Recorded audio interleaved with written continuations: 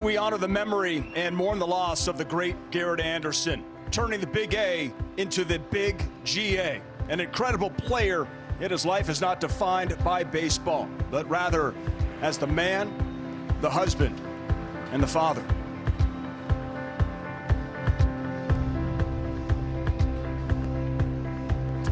Hello, everyone. This is a very sad day for the Angels family with the passing of Garrett Anderson, a friend to us all. And we send our prayers to his wife, Teresa, and children, Brianne, Bailey, and Trey. Well, tonight's game between the Angels and the Padres is a great matchup, and it will be dedicated to GA, who thrilled us for 15 seasons and will go down as one of the greatest Angels to ever wear the uniform. Professionalism, class, and consistency. While these words embody Garrett Anderson, they do not capture what he meant to the Angels franchise.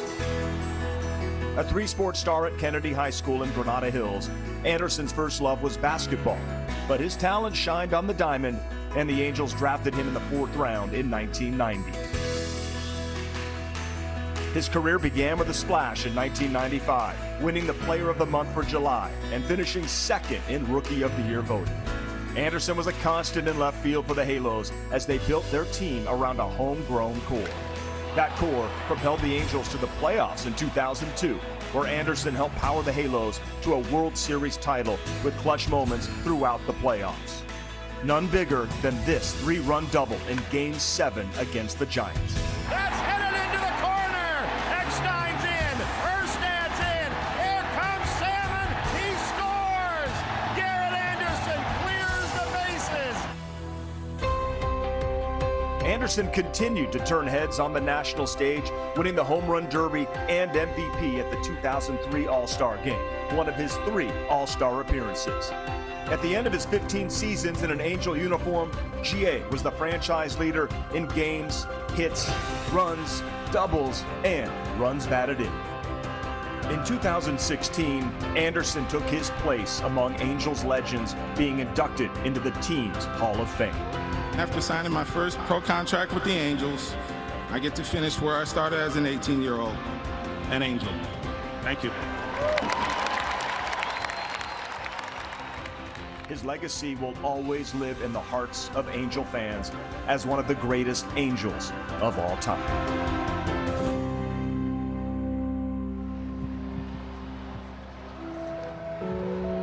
This morning, the Angels released the statement on the passing of Garrett Anderson. The Angels organization is mourning the loss of one of our franchise's most beloved icons, Garrett Anderson.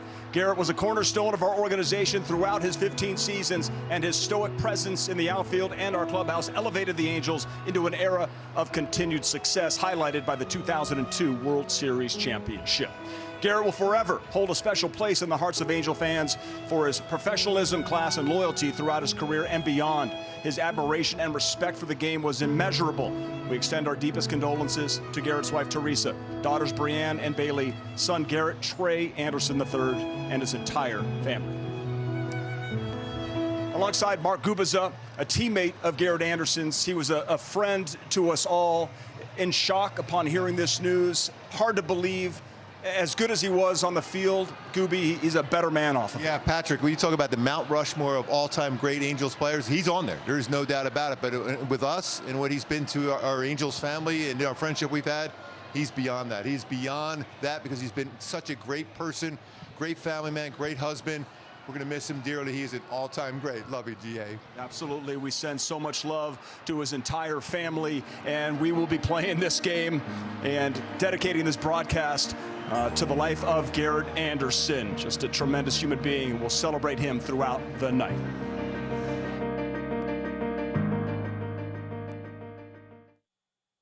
James believes keeping a close. He holds every record here. He's played for such a long time, especially with the Angels family. So he meant a lot to this organization. When I first got drafted, I mean, he was the guy. So really devastated when I heard that this morning.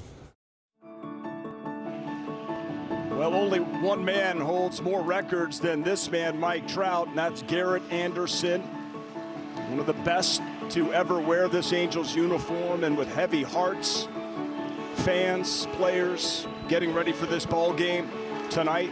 They do have a game to play. The memorial outside the Big A is growing. Number 16, the great Garrett Anderson, leaving us way too soon. 53 years old, just shocking news to find out. And we're playing a game, and we've got Jose Soriano is the perfect guy to take the baseball for the Angels. He is 4-0 and basically unhittable, and trying to do something tonight that it's only been done by 2 other pitchers, and that's go 5-0 and hold the team to 1 run or fewer. He could do it tonight. I mean, he's been so good. That 4-seam fastball touching 100. His sinker's been devastating. A lot of ground balls, splitter. That knuckle curve, always the key for him, and slider. So he's got 5 pitches he can go to for a strikeout. 31 already this season, but also he still is a ground ball machine with a little over 61% ground balls. And coming in tonight for this series is the red-hot San Diego Padres, winners of 8 in a row, 11 of 12, and here is their lineup. Lineup is Cronenworth, Tatis Jr., Merrill, Machado, Bogart, Sheets, Castellanos, France, and Campusano. They're just a machine right now, but doing all that damage down at Petco. Tatis hitting the baseball hard, but yet to homer on the season. Yeah, but these guys have been doing so many things, finding ways to win. That's a winning ball club. They've been doing that a lot of late. Scoring a lot of runs in all 8 wins, 4+ runs or more. And first pitch in there, sinker all over the strike zone for Soriano. That's what you want to see, Soriano. Just relax out there, just let that talent flow.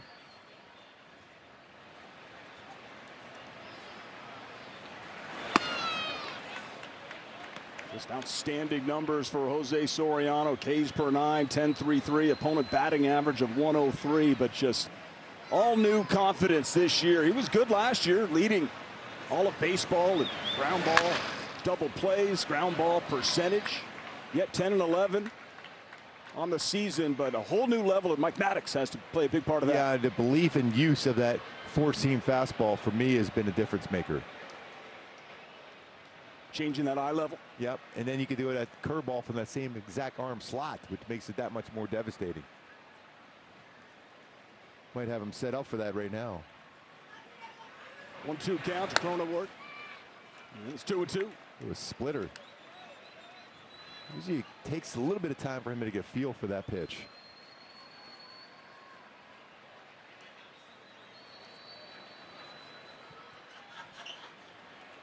Padres 13-6 on the season. And 12-2 in the month. And there's the first strikeout of the game. And the knuckle curve gets Cronenworth 1 down. That knuckle curve is really, really good. I mean, that's when it starts at that top of the zone. In the outfield, Adam Frazier playing left field, the place where GA played a lot of it. Mike Trout out there in center. Josh Lowe playing right here tonight in the infield. The infield has been outstanding of late. Moncada, Neto, Peraza has been great. Sean Owen and O'Hoppe behind the plate. GA looking on. Tatis Jr. takes a strike. Knuckle curve gets over. Fernando Tatis Jr. 0 home runs, but 10 RBI, and he's hitting the ball harder than anybody in baseball. He's trying to keep him quiet here this weekend. Boy, Patio, when they were showing that memorial for GA, everybody on that Padre team was just looking up at that scoreboard, and you could see the amazement. They were looking, wow, he was an incredible, incredible baseball player. Over 2,500 hits. Awkward swing on the knuckle curve, and it's 1-2. One of the most remarkable stats on GA is he only got hit by a pitch 8 times in 9,177 plate appearances. It's a fly ball right field. And Josh Lowe is under it, and there's 2 away. And moment of silence. Hear a pin drop here and see the impact and the emotion on the Padres. Way too young, just way too young. He touched so many people, whether you watched him on TV or had a chance to be able to be a teammate or played against him. You saw that with Kurt Suzuki talking about him today in the dugout. It's the way he played the baseball game. Jackson Merrill fouls it into the stands, and a nice play is made. An Angels employee. And throwing it to a fan.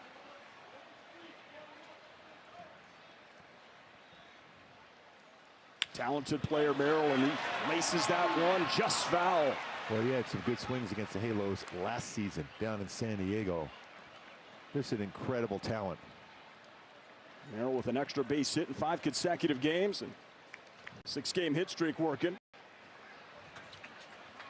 Soriano ahead 0-2, trying for a 1-2-3 first. A chance maybe to use that splitter.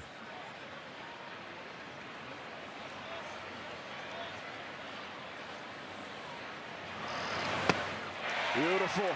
Knuckle curve gets it on his game. 2 strikeouts, a 1-2-3. Top of the first for Jose Soriano and the Angels as we continue to celebrate the life of Garrett Anderson all night.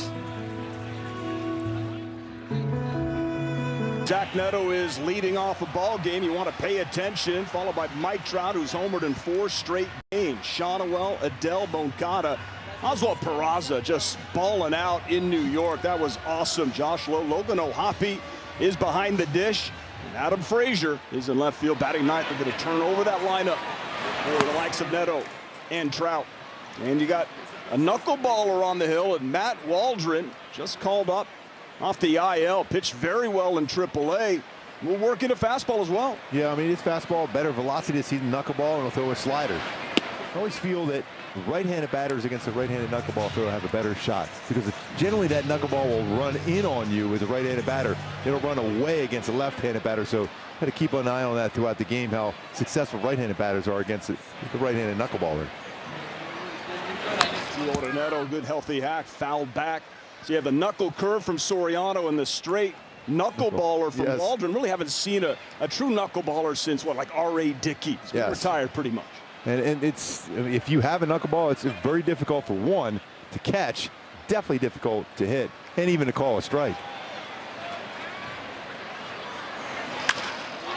That's out towards right field. That's where Tatis is, drifting over, making the catch. 1 down. And he's homered in 4 straight games.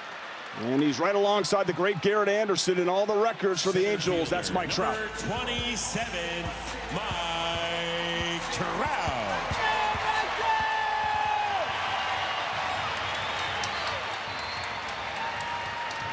Mike's working with an OPS over 1,000. He's got that nice little step back in that approach to the pitch. Well, you just feel that Mike Trout is going to do something here tonight special for GA. You just feel it. You just feel it. 2 all-time greats to put on that uniform for the Halos.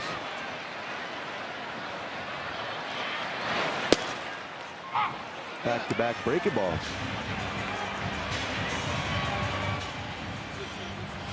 Mike mentioned that GA would often share his boat down in Newport with the family.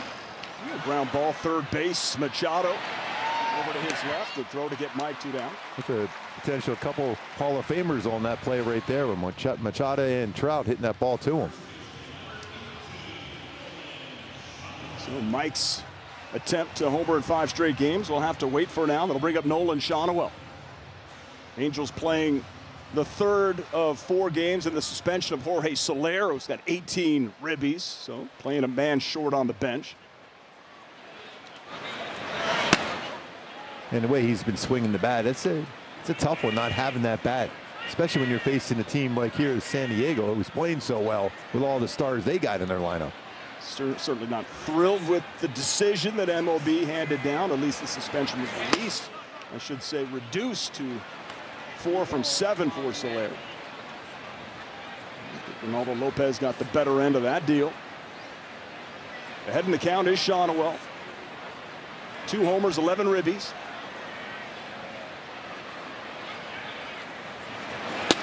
There's that fastball. Sinker in there at 92. Change things. Pretty firm when you throw a knuckleball in there. 92-mile-an-hour fastball has that appearance of about 100 miles an hour. Certainly popped the glove of Campusano. Quite a pitch mix working here from Matt Waldron, making his first start here of 2026 for the Padres. Big crowd filing in on a Friday night. Should be a fun series this weekend.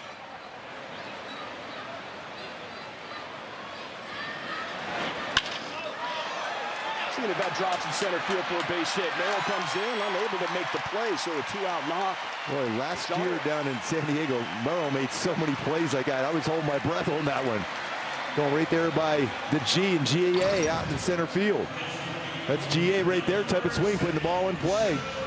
Using the entire field. It's good to see Shonowell getting a base hit. And you're right, that's a great touch in center field. And the grounds crew here at the Big A, the GA, right in the outfield. Garrett Anderson played a bunch of center field here as well. Brings up Joe Adell, who is absolutely swinging a great bat right now, but a pop-up. First base, Ty France. Does he have enough room? He does. He makes the catch. And that will end the first as we continue to celebrate the life of Garrett Anderson on the field and outside the Big A.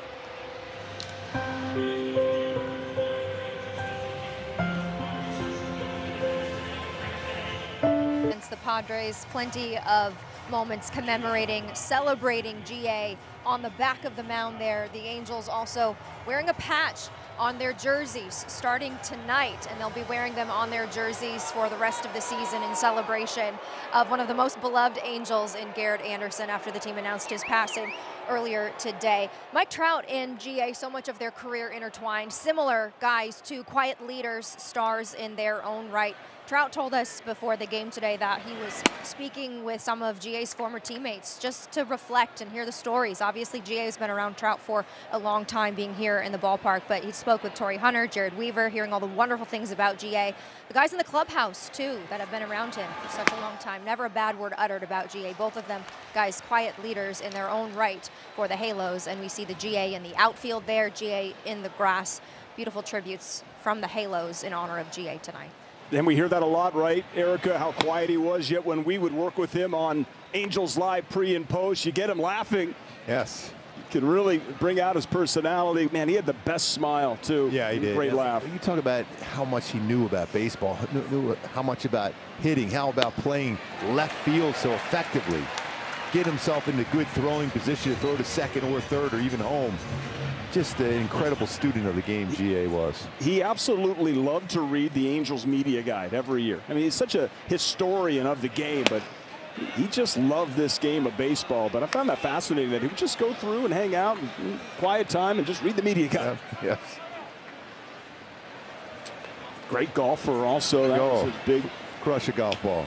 Big love of his. They are going to miss him on the course. Manny Machado leading off this top of the second, no score. Well, even that pop-up right there got in there on that no-knuckle curve. Even how much he reached out to so many players. And, you know, David Vassay, who does a lot of good work for the Dodgers, told me to say everybody that Freddie Freeman, remember, he was his favorite player. He's sending all his prayers to GA's family, too. And he's the one out there representing, already had a double for the Dodgers tonight for GA. So that was great to hear that. That is fantastic. And we showed that clip of the Padres during the moment of silence. It was Nick Punto, who was an infield coach for the Friars, that was crying, and his teammate of his. Oh, good scoop there at first by Shonowell to get Machado.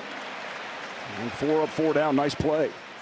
Shonowell is getting really good. There's a lot of work to be put in that. There's machines that can show and shoot that short hop at first base. He was able to get that. That was a little more of a longer hop. Good scoop there by Shonowell. You put a lot of work in that one. There's ways you can do that. Machines, or you can have the coach hit a fungo at you at first base. All different type of hops. And what's the tougher hop for the first baseman? The longer one, the shorter one? I think it's a shorter one, too. I would think so. Shorter one. A chance to maybe pick up that baseball. They're going to possibly review this. Oh, pitch com, good. Yeah, he was out by a mile. So while this is happening, anytime we get a moment to talk about the greatness of Garrett Anderson, he was a 3-sport star in football, basketball, and baseball at Kennedy High School in Granada Hills. Angels picked him in the 4th round at 90. And the numbers, the three-time All-Star, the two-time Silver Slugger, what he did in that All-Star game in 2003, of course, an Angels Hall of Famer, still holds some records here, games, runs, hits, doubles, and RBI. Trout could have tracked him down, but man, that All-Star game, insane. Yes, I mean, even go back to the high school days, Kennedy High School, they battled Granada Hills High School. John Elway went there a little bit before GA, but there's a lot of talent there in the Valley, and for what he did playing those three sports and dominating all three sports, he was a phenomenal athlete. Yeah, exactly right, and won an LA City championship, played that game at Dodger Stadium. As a matter of fact, it was a big thrill of his. So 2003 All-Star Game MVP. This was after winning the Home Run Derby, beating out Albert Pujols. And it's very rare to have a weekend like that on the biggest stage of baseball. Yeah, we were talking about that on the pregame show with Eric and Fish. Now, at that point, the National League was winning a lot of those games. So the American League really, I mean, it was a good battle. This wasn't a friendly little game, exhibition game. It was a serious battle with a lot of stars in there for an MVP. That pretty special for him. There's Xander Bogaerts. 97-mile-an-hour sinker. This stuff is electric. People around baseball are really starting to take notice right now of Jose Soriano. About 3 years ago, Matt Dice, former catcher of the Angels, he told me that Soriano stuff is so absolutely nasty. Neto coming in, strong throw to get Bogaerts, and 5 in a row retired for Soriano. Now 2 consecutive ground ball outs after a couple strikeouts in the first inning. That's the thing that's been amazing. I mean, he's always around, well, this year so far 61.4, but his career is 62.4 as far as, he's a ground ball machine.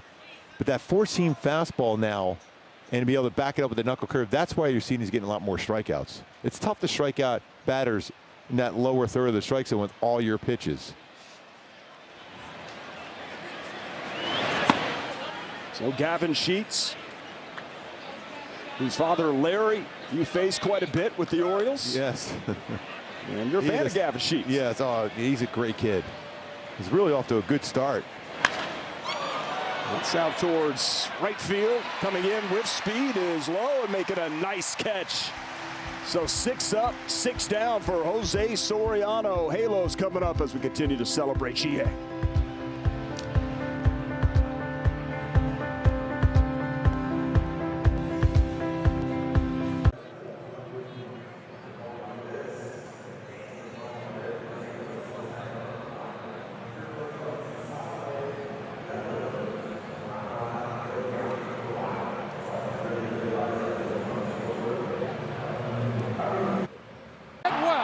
Deep right field. Could this be a record? You bet. 10 RBIs for Garrett Anderson.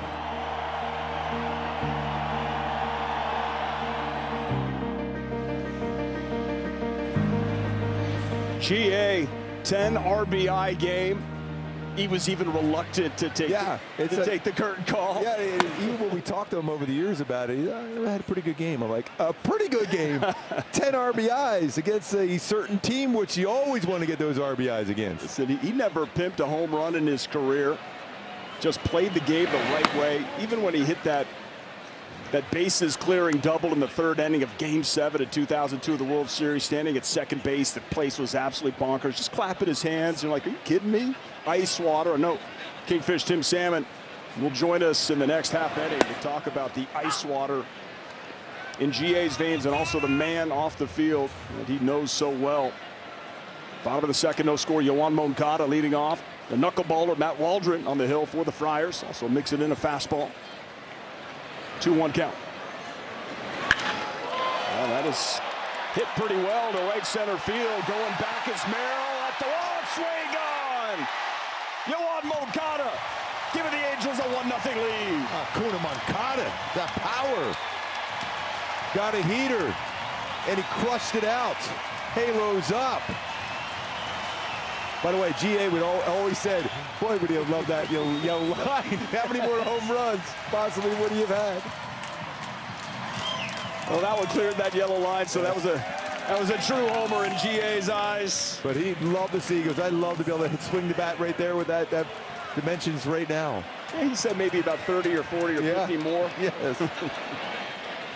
Gives Soriano just a little bit of breathing room. One run as Peraza, a little check swing coming over. Cronenworth making the play.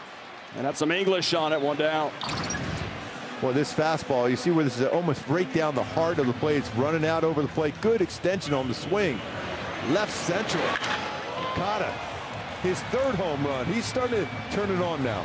He's been working hard. He was really working hard in New York. You see, I saw him in the cages underneath where the dugouts were. He was just working. All of a sudden, you've seen that batting average starting to climb a little bit. On base percentage, just 333 going into that at bat. So important for Moncada to be that guy at third base. If he is healthy, showing up, spring training, dropping some weight. And sometimes it takes a little while to get going.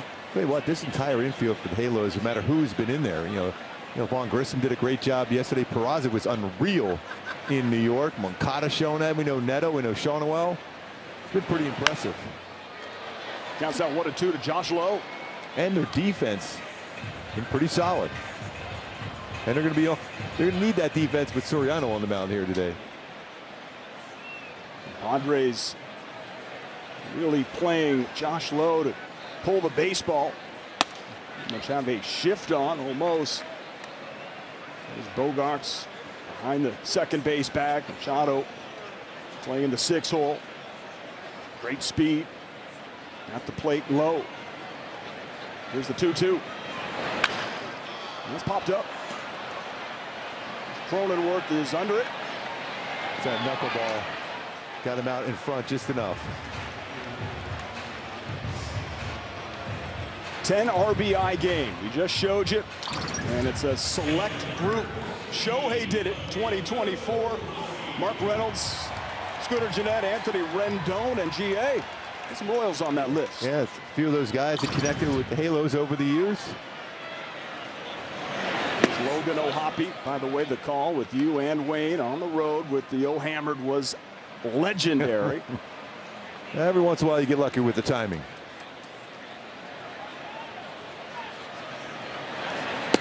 He was laughing about it on the flight back last night. He goes, how'd you know that one? I said, no, because you're O-Hammered. Because he was due. Yes. That's the one homer on the year that you called. Get those right most of the time.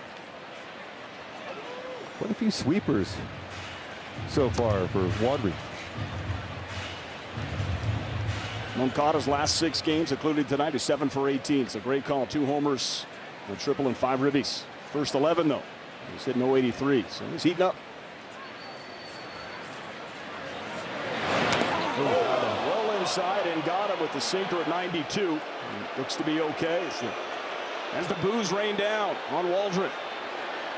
Also, it's a good opportunity for Adam Frazier to get in at bat. He's playing the outfield here today, but he's been really solid in the infield with a lot of big hits so far. You see, not a lot of movement or rotation. Gets him right in the ribs. Ooh. Towards the back arm, too. Well, he is the man of steel, so no worse for wear, laughing it off. Just a reminder that GA in his 15 years here as an Angel was hit 6 times. Put it in perspective, Mike Trout's been hit 108 times. And Neto's already been hit like 47 times. Yes. GA, how did you do that? He said, well, I got out of the way. He liked getting hit by that baseball. I think an umpire would even ask him, how did that miss you? He's like, I moved. Feels like historically left-handed batters probably have been hit less than right-handed batters. I know George Brett played all those years. We were talking about that the other day when it came to Mike Trout. He got hit 33 times. It's not a lot. It's 33 more times than I would like to get hit. Yes, oh yes.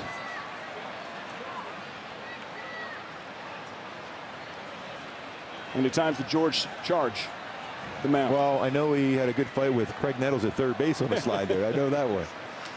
What a dust up that was. 1-1 to Adam Frazier, number 9 hitter. Neto on deck. 1-0 Halos. And a Yoan Moncada home run. Always a battle at the plate for Adam Frazier. He is the guy that will make some contact, make you throw a lot of pitches. And he's really good on the inner half. A lot of times you think, okay, throw him fastballs up and in. That's where his power is, up and in. But away, try to slap that ball. A lot of room at left side of the infield. Machado was playing his old position, shortstop. That is hammered to right field. Kind of like a GA swing. That gets down into the corner. O'Hoppe rounding third. He's being sent. He's going to score. And a triple. A two-out triple for Adam Frazier. It's 2-0 Halos. That's why you want him up there. Again, they try to sneak something that middle in part, and he crushed it. He has continued to swing the bat really well. Second double. Give him now 4 RBIs. Doing a great job when he gets his at-bats. Those quick those hands are, elevated just above the belt, and he turned on it right down in the corner. Good start for the Halos here. 29th career triple for Frazier. Good thing that got down and didn't get over the wall for a ground rule double. He'll score that run and give him an RBI. His 4th on the season. What a pickup he has been for the Halos. Yes. Plays good defense, can run the bases well. That game at home, and that short fly ball came home and scored the winning run. He's a real good base runner. Swiss Army, right? You got him in left field, play him at second base. And start him, bring him off the bench. It's important to get to third base, especially when you have a knuckleball pitcher, because there's a tendency for wild pitches with a knuckleballer. So 2-0. Angels over the Padres, who've won 8 in a row. Here's Zach Neto.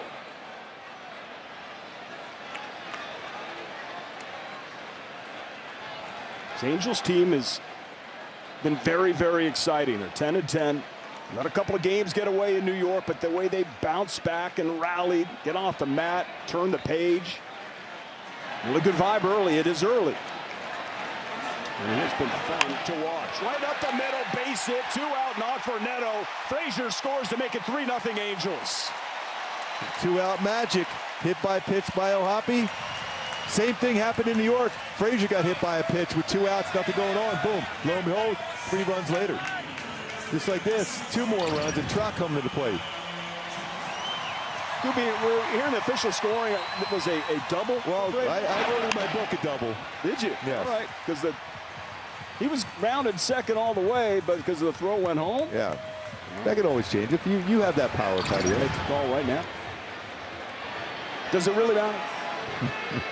A stolen base threat, but he's in scoring position already with the way Trout's swinging the bat. What a series in the Bronx for Mike Trout. 5 homers. Another sweeper. He's throwing Trout quite a few sweepers so far in these 2 at-bats.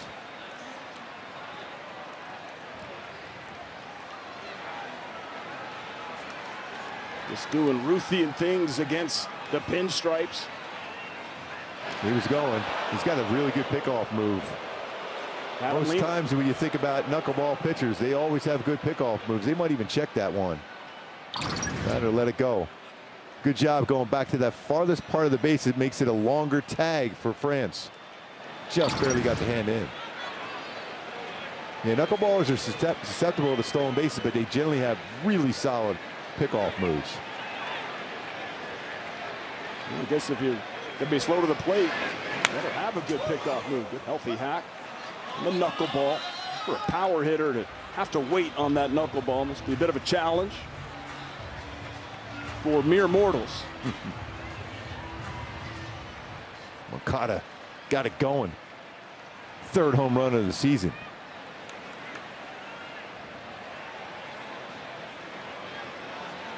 Counts 0-2 to Trout. Ooh, up and in again against Trout. We saw that even in New York. Didn't work out well after the next pitch, though.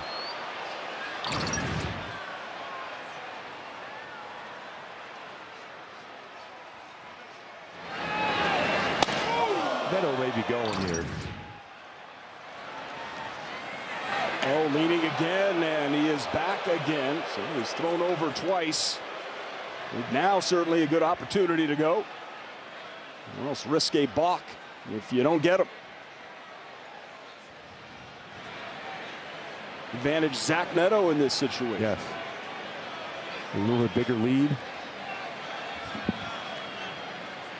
As you mentioned, already in scoring position with the way Mike's swinging the bat. Homers in 4 straight. Back in there. Now he goes over on the ball. That's right. So he took that chance and didn't work out, but now base is open. Have to see how first-year manager Craig Stammen is going to play this one. With the runner in scoring position, 2 his down. players love playing for him. That's right. Love playing for Craig Stammen so far. 3 walk-off victories during this 8-game winning streak. Just 2 games ago, they were down 5 and came back and walked it off. 2-2. And the presence at the plate for the 3-time MVP to start this season is something to see. He's back.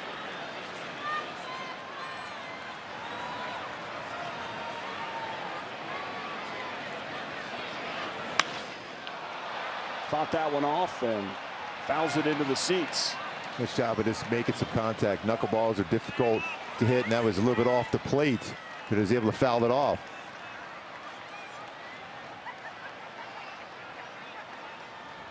As Soriano staked to a 3-0 lead, and Angels looking to give him a little more of a cushion.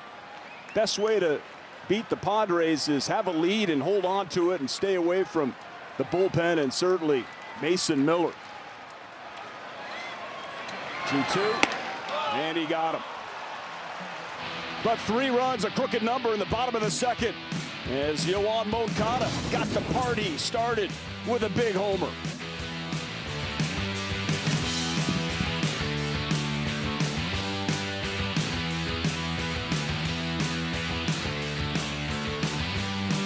Painting that sign on arriving to the ballpark, honoring Garrett Anderson, who passed away, shocking us all.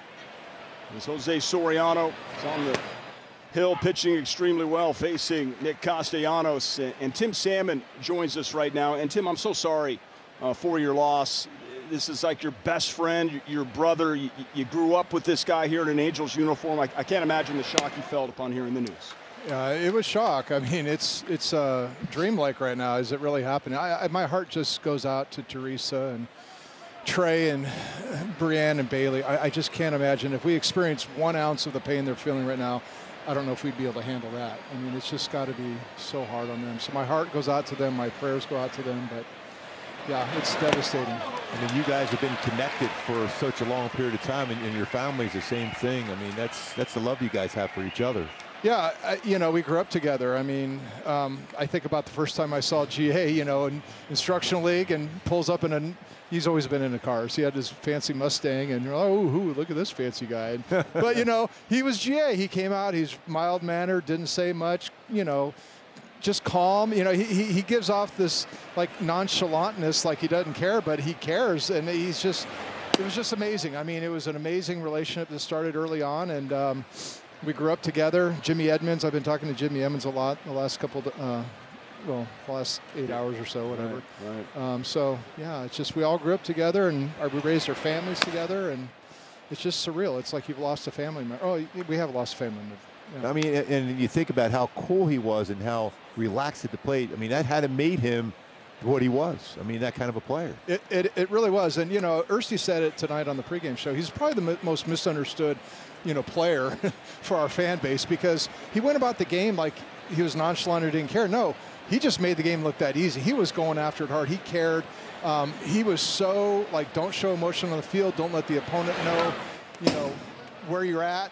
And it worked to his advantage. But behind the scenes, we saw that beautiful smile, and we saw the jovialness in him, the laughter, the joking, the fun. I mean, his locker was right next to mine, for 10 plus years. So it's like he was, to the family and to the people that knew him, GA was an amazing dude. And like I said in the pregame show as well, he's a guy that he did everything right. He did everything right. His character, his integrity, he did everything right off the field as he did as much on the field. First hit of the game for the Padres by Ty France. As we look back and some of the amazing numbers from Garrett Anderson. One of 21 in history of MLB with 290 average, 2,500 hits, 500 doubles, and 275 home runs.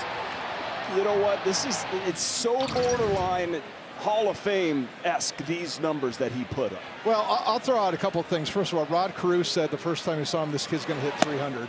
The second thing is, if you would have met Mo Vaughn earlier, he might have been in the Hall of Fame, because Mo Vaughn got him swinging a 36-6, and that's where he became that home run hitter that we've seen. I mean, his first few years, he was really kind of a contact doubles guy, but boy, he was one of the few big men that could swing a big bat, and it changed everything. I mean, his doubles became homers, and it was amazing to see this transformation in front of us, and that's what made him amazing, and that was just part of the legacy. I mean, people say he's a contact hitter. I think of him as being a power hitter, because I think of the fact that if you swing a 36-6, you're not a singles hitter, you're a power hitter. Yeah. And the guy hit a lot of bombs with him. I mean, I look at a lot of those highlights too. A lot of that power to left field as a left-handed batter. I mean, I haven't seen many guys that hit that ball like that with that kind of authority. So you're right. You got to be strong. You got to be power with that heavy bat to be able to do that. 36-6.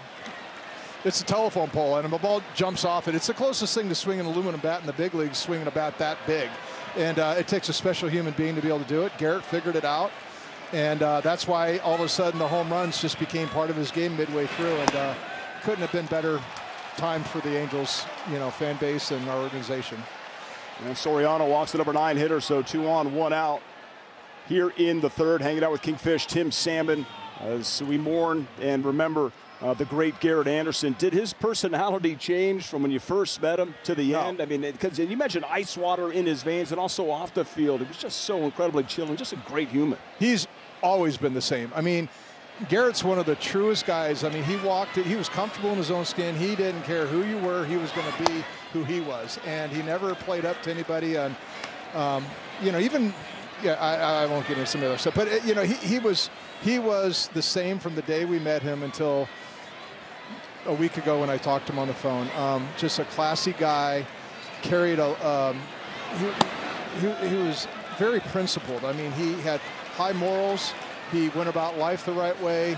Man of character and integrity. He wanted to set an example. He wanted to be an example to his family and his kids. He went out there. He was a great father to his kids. He was a great husband to Teresa.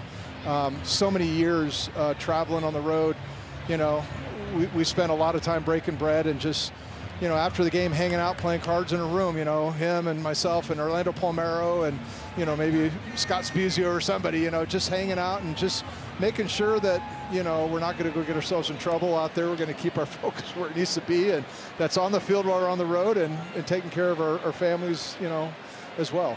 I mean, you talk about how cool. I mean, you guys played golf a few times. Were you the same way on the golf course too? It was any bit different there with GA on the golf course? Very good question. Yeah. Let me see. The guys that play with him all the time probably would have a different take.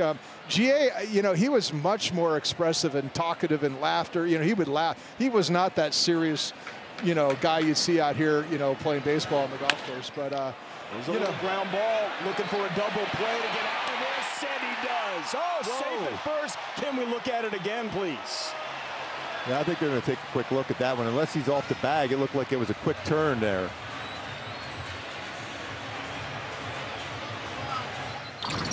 Long look in, Soriano to the dugout. That's a lot of speed, though. This. He's missed a ground ball double play, just able to beat that one out. That's a lot of speed. Super close. One of those ones, though, that has a chance to be in what Call stands, although I still felt he got him. Yeah. No challenge. First and third, 2 outs. Especially with this guy coming to the plate, it's almost worth that to take that shot. That'll bring up Fernando Tatis Jr. in the 3-0 Angels game. So a sticky situation here for Soriano, who's been so good all year long. Just the 1 earned run against.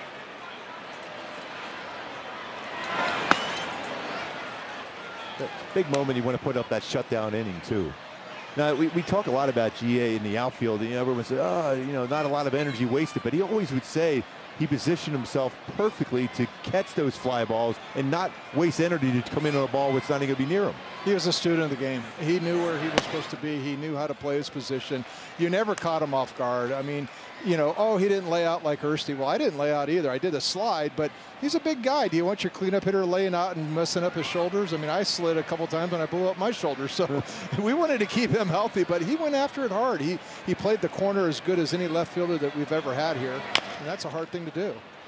That corner down there. Yeah, so yeah. It's like, he mastered it. He mastered left field, and left field in Anaheim is a difficult. I mean, it's 390 to the gap back there, so you're covering a huge amount of territory back there, and he did it amazingly. And there was a time, I think, when he was coming up, he was actually playing center field. So he's always been talented. And again, if he was on a basketball court, you just said, "Oh my gosh, he's the smoothest player. He's amazing." It's like, but somehow that smoothness didn't translate in baseball in a way that the fans or people appreciated. You mentioned, we were talking about the pregame show. How nice was it to have him hit behind you? Oh, gosh. I mean, it'd be like, having that #1 starter pitching the day after you pitch. It's like, okay, whatever I do, the team has a chance of winning. It's the same thing. It's like, whatever I did, I knew if I couldn't get the job done, which, hey, there was inconsistency in my game for sure. GA was always there to, give us a chance to pick it up, and a lot of times he did. I say he was probably, I mean, I'm biased, but I was around for 14 years. I saw a lot of hitters. He was probably, if not the best hitter in our history, I would say he was probably one of the best clutch hitters in our history. He came through in the clutch so many times. 2-out hitting. I mean, I don't know what the numbers are. Somebody probably out there question me on it, but I'm just telling you. I'll agree with you on that one. I'll let somebody else stand by you. Yeah. You're absolutely right. Yeah. Because he got a 2-out knock against me, so I know that. So you're right. Big moment here. That's going to be outside. That's going to be ball 4. Load the bases here. Tatis Watt's going to bring up Jackson Merrill. Yeah, Ersty, it was great having Ersty on there with us as well today. What a nice surprise. And, to hear a different player's perspective. I mean, we're all saying the same things from different perspectives. And,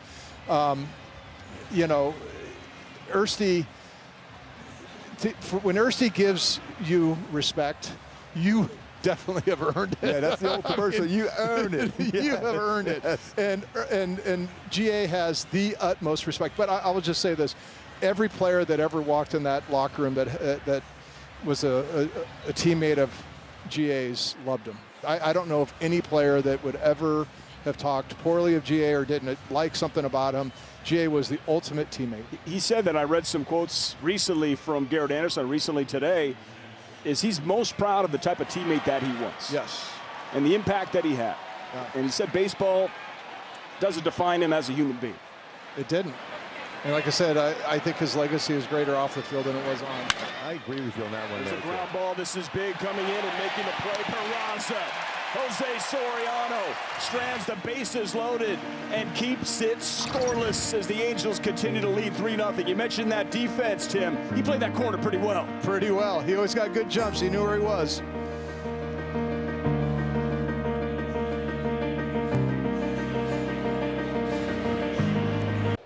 We were talking about the type of teammate that Garrett Anderson was to so many, and this is before the game. Darren Erstad and Adam Kennedy and Kingfish Tim Salmon. What was that moment like?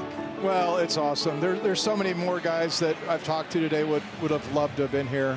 Percy, he's coaching over in Long Beach tonight. He would have been here. He really took it hard.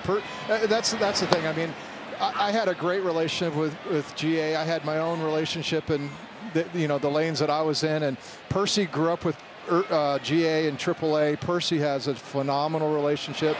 Everybody kind of has their own deal. I mean, that's the way GA was. He was special in that way. He had so many great relationships with so many of his teammates, and it's credit to who he was as a person. Yeah, I was so lucky. I was only with you guys for that 1 year, but the relationship I was able to build with him right away. Just the conversation. And then would Rod Carew be there next to him, and he would just be talking hitting.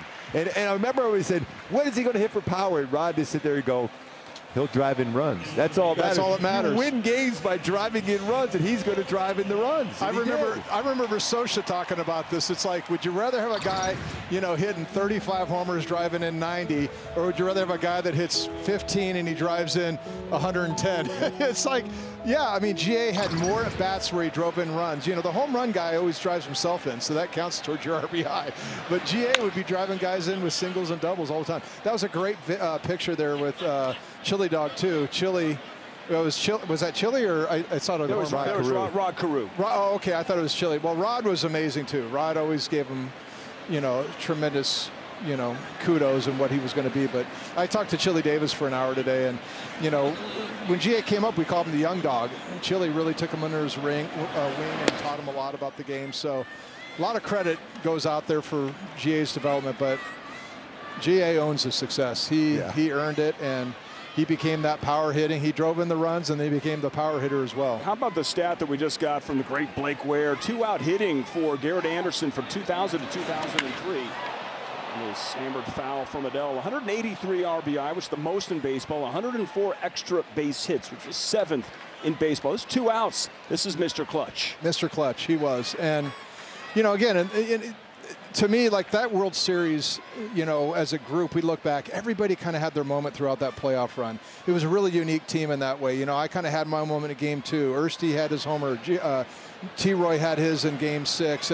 But GA was just kind of that quiet production throughout the whole thing. And then all of a sudden, Game 7, he put the stamp on, the stamp of a World Series champion. So, we're going to look at it. It gives me goosebumps every time. I was on first base right here. Let me tell you what, being on first base with a guy that pulls the ball down the first base line, you've got to be on your toes. Because I was always like, okay, is he going to hit me? It's like, because he would pull the ball. But that 36 ounce bat, that ball got on you in a hurry. But I scored for first base here, and that, you were motoring on there. I could run a little bit for a big boy back then. But no, that right there, to me, I love that because GA he was undoubtedly our MVP of the team, and to have that guy, it's kind of like the Michael Jordan making the clutch shot to win the game. That was our moment to have GA do that for us, and he carried us on his back the whole year. When you think about that team, nobody really thought, even from the regular season when Oakland was going off on that long winning streak, no one really thought, okay, you guys are going to win the World Series. But just watching you guys from afar, seeing that kind of group you had in the GA being a big part of that. Well, it's like with any team, you want consistency. You want guys you can roll out there. I saw a stat, like, what did GA play? 150 games every year for like 5 straight years or something. More, yeah. It's something ridiculous. When you can put that guy in the cleanup hole every night and you know what kind of production you're going to get, you're probably going to have a decent chance of winning. And then we had the other guys around him that, that kind of built off all that. But having GA, he always hit behind me, and I tell you what, it made my job that much easier. Hey, guys are going to pitch to me because they got him behind me, or if I don't get the job done, he's going to probably get the job done. So it was for me personally, it was just great to have that kind of protection. And we were talking about that on the pregame show too. When you look at underrated outfields in the history of baseball, GA left, Edmonds in center, and you in right field. That is tremendous. Yeah, that was a great. And if you could have seen us in those. Well, we call them Destructional League, but in all those Instructional League years in the hot summer, and we're out there taking a million fly balls, and our feet are killing us, and our legs are killing us, and you're just dying in those early years. It's all worthwhile. It became what it became, but when we were, if you could go back to 1990, 91-ish. I don't think any of us would have imagined we'd be sitting here today and talking about the things we're able to talk about it, and likely it would have been hard to imagine not having GA around. Oh, that's the thing. The more you think about that, it is so hard to think he's not around to have that conversation with us. No, I reached out to Jimmy Edmonds quite a bit today, and we've been texting back and forth. His heart's broken. Jimmy was one of our, we all came up together. We all grew up together, and so. We're sharing these stories, but it doesn't take away how difficult of a day it is as Peraza singles, so first and second, 2 out. There's a couple irony things that it just pop out. My wife today, she's like, he passed away on April 16th. What was his number? That's right. 16. And then we're facing Waldron today. Knuckleballer, Garrett Anderson loved to face Tim Wakefield in knuckleballs. That's right. He crushed knuckleballs. So of all the nights to be honoring him, we got a knuckleballer out there. And to me, maybe it's not funny to everybody else, but to me, it's like, it's kind of like there's these ironies in the night, and it makes me laugh a little bit in such a heavy day. I still think it's amazing though, because most times, right-handed, if you were a switch hitter, you would bat right-handed against a knuckleballer, because right-handed knuckleballers had a tough time. He lefties against him, but GA, it doesn't matter what he did. No. He had such a good swing. Yeah, and G and I enjoyed hitting Tim Wakefield too. We had a secret game plan against him that we both kind of snickered behind the scenes, like, like we kind of got the key to success off of. I don't know what my success was necessarily, but I felt like I had a fighting chance, and GA just seemed to crush him. He had 5 home runs in his career off Tim Wakefield and hit 284 in his career. And with Waldron on the bump, the knuckleballer, as you mentioned, wearing number 61. Oh, there you go. I mean, GA's here. He's here. Yes. Yeah, we know he's in a better place. You think he's probably like, okay, enough, you guys? Yeah. Oh, yeah. You know that. That's for sure. He goes, hey, don't talk about me. Let's just talk about everybody else but me. Yeah, GA did not like the attention for sure. Quiet man, but yeah, I was thinking this when we'd see him in the dugout. It's like, man, you know, some players missed out if they didn't go up and talk hitting with Garrett Anderson. Yeah, yes and no. I mean, he did. I mean, like Ersty. I mean, what you would think Ersty then could have learned a ton, but GA was just so good. And again, I put him in that category of superstar where superstars just got it figured out, and they never think and tinker and all that kind of stuff. Tim, we thank you so much, and really, really sorry, and thank you so much for being here. Well, it's a pleasure to be out here and be honoring tonight. It is. And we'll see you on our post-game show. Tim Salmon joining us. We appreciate it very, very much.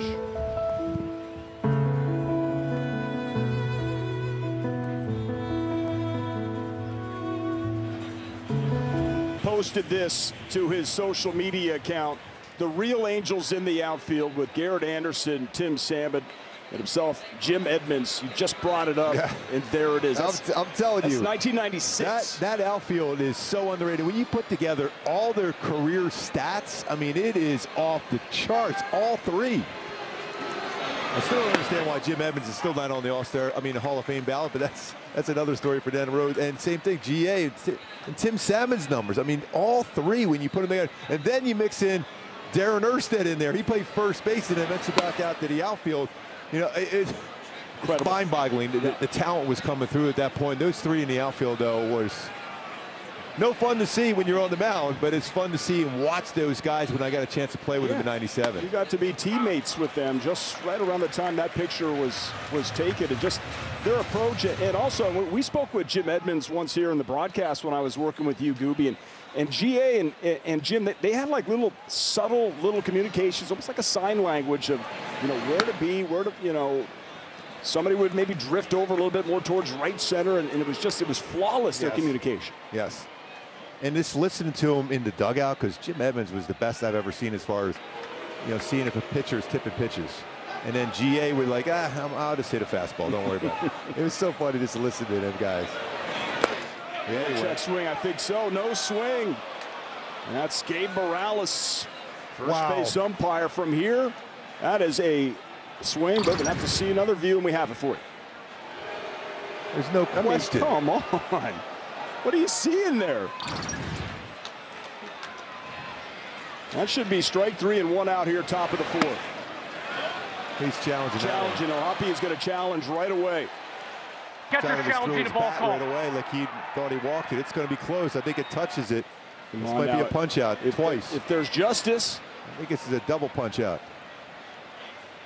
Oh, the crowd. Call's overturned. Matters out.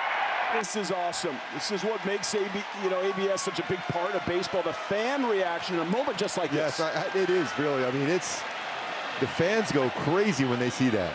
ABS powered by T-Mobile. There's a bit of a suspense. Another great call by you, and O'Hoppe has been fantastic in this aspect. I mean, his winning percentage is like the best of any catcher in baseball. So one down. A lot more comfortable. Reason why? Because I'm more comfortable catching this year. Not a lot of wasted movement, so he knows when the pitch is in the zone. Last year he was going back and forth, and just how he would set up behind the plate. And kind of a tough start also for Logan O'Hoppe, but he turned the page, bounced back. It's never going to be perfect, and he's been locked in. See if we can get another ground ball right here, falling behind 2-0. That's nasty. That's paint. That's that four-seam fastball that stays true out of his hand. Doesn't always necessarily have to be in the upper part of the strike zone, but out of his hand, right on the outside corner. Perfect spot.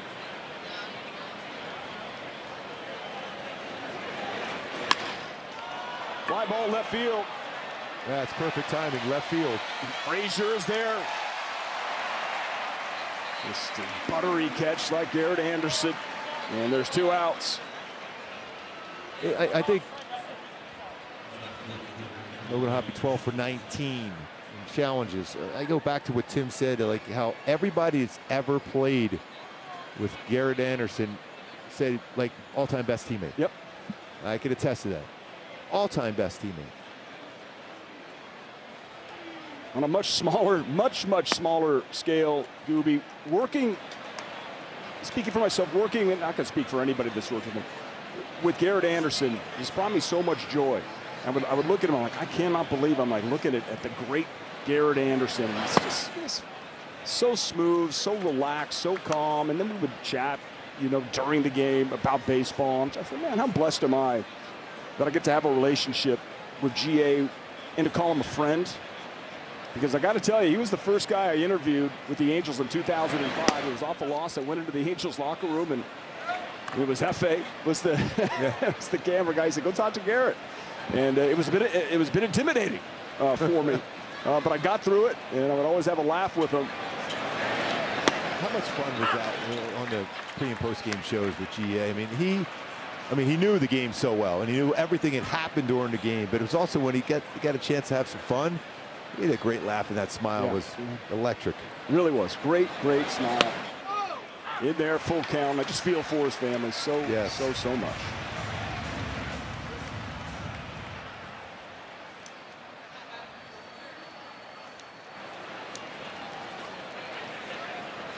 Gavin Sheets at the plate, in there. Got him looking. Sheets is going to challenge. It's going to be pretty close. Might have been a little low. Oh, it is super close. It has a chance of being low. If it's in the zone, it's barely touching. Challenge brought to you by T-Mobile. It's just tickling the corner for a call-confirmed strikeout for Jose Soriano, who's pitched 4 scoreless on a big night, a special night.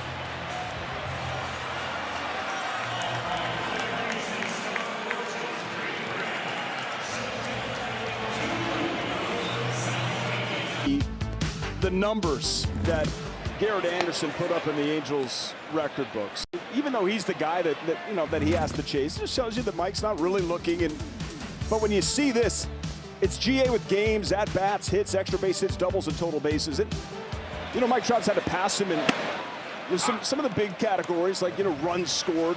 Obviously passed him and Tim to be the career home run leader, and he's only 2 extra base hits away from Garrett Anderson from tying him there. The thing that jumps out for me, Patio, is that games played. I mean, like Tim Salmon said, you get this penciled in for 150 plus every year. Every year. You're right. And that is so huge for a team and a manager, just knowing your cleanup guy. Oh, okay, we'll build that lineup around him because he's going to play every day. And he's going to get 600 at-bats for 8 straight years. I mean, the consistency. I spoke to GA about this quite a bit. That's the thing he's most proud of, is the fact that he played every day. Yeah, and there's something to be said about that, too. I mean, Manny Machado, when I look over there for San Diego, when you look at, he plays every day. It means a lot to your teammates when you have your star player playing every day. But Machado does it, and of course, Garrett Anderson did it every year for the Halos. This young man at the plate, Logan O'Hoppe, takes a ball and it's 2-2. Is going to add to this Angels lead. He feels the same way. He wants to play every day. It's like, listen, you can't be about it if you're not all about it. He's got the right attitude. Sometimes you got to back him off as a catcher. Coming back towards Scooby.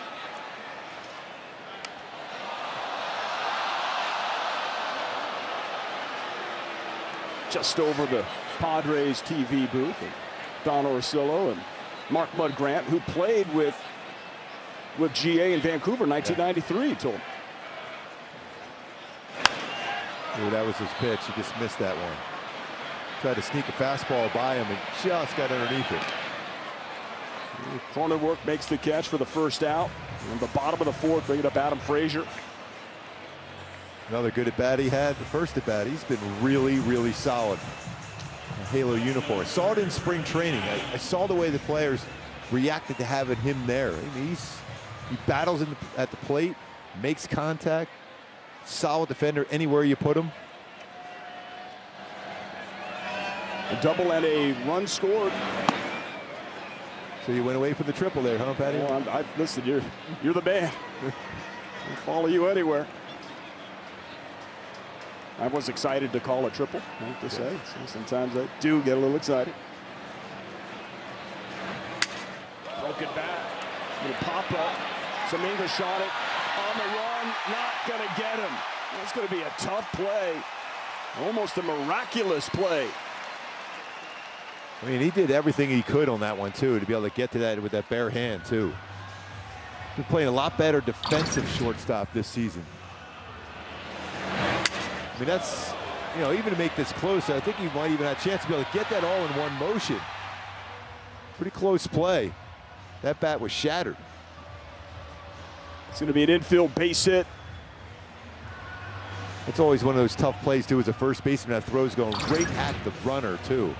Ty France is a solid defender himself at first base. We've seen him many, many years up there in Seattle. So that's what Frazier does. He turns the lineup over for Zach Neto, who singled and scored a run. It did his damage with 2 outs. 1 for 2. First pitch hack and fouled away. And the cutter there. Not just the knuckleball from Wadring today.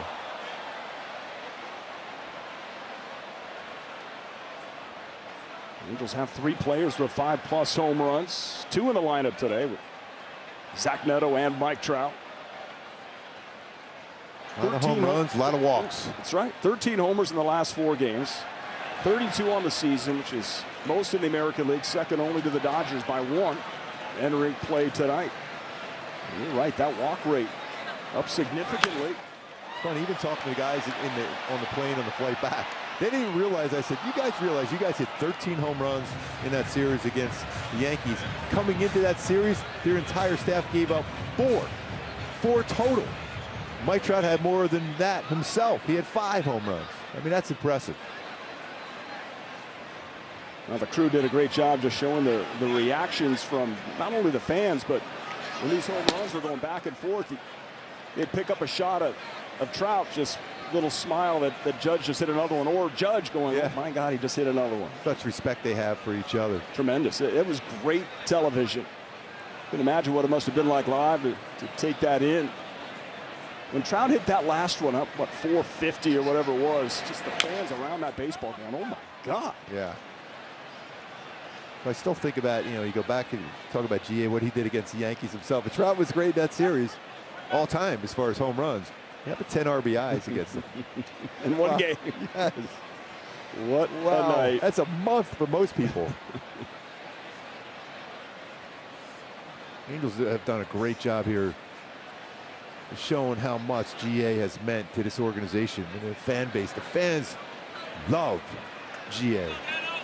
It's a really hard day for the organization. A lot of sadness. He meant so much. He's got incredible footwork on his pickoff.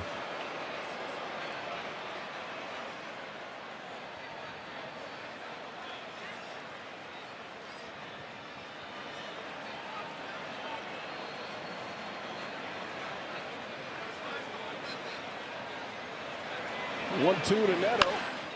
Good battle here. A lot of fastballs, too. It's been pretty firm, 92, 93. When you're dealing with a knuckleball, although it's a pretty hard knuckleball around low 80s, but still, that fastball, you can see, if you're looking knuckleball, you're going to have a chance to be late, although Mikhail was not on that fastball. He hit it out. Aldrin has 1 start versus the Angels in his career. That's strike 3 called. Well, going back to postseason play versus the Yankees. This was the series, right? That wild card series versus the Yankees. Nobody really thought they could get it done. But by the way, did you see who he homered off of there? That was Randy Johnson. He had no fear. No, and another Hall of Famer, Mike Mussina. Wow. That is impressive. That was a huge series win. When you're going yard against Hall of Famers, that says something. Especially to stay in there against Randy Johnson. We have Adam Kennedy here at the stadium tonight, who had that 3-homer game in the ALCS versus the Twins. And then the just absolute classic 7-game series versus the Giants to take home in the World Series in 2002. That comeback in Game 6 and then winning at Game 7. Fans were going crazy. It'll be the 25th anniversary of that World Series team next season.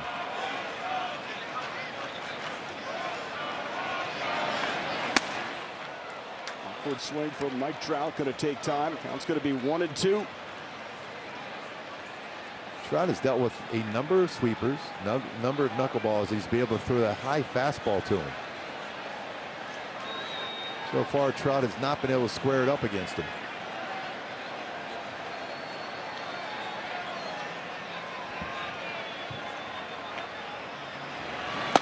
Back upstairs again.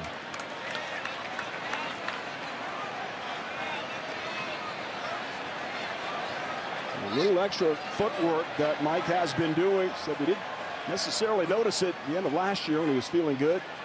Went away from it. Beginning of the year, felt like a slump was happening, brought it back, and it's worked. 2-2. Full count.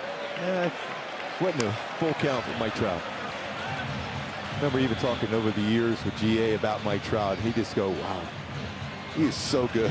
He is so good. He's so fun to watch. And it's talking with Trout even today and last night. I mean, this how much he enjoyed this hearing and seeing the success that GA had on the baseball field. Just great respect both ways.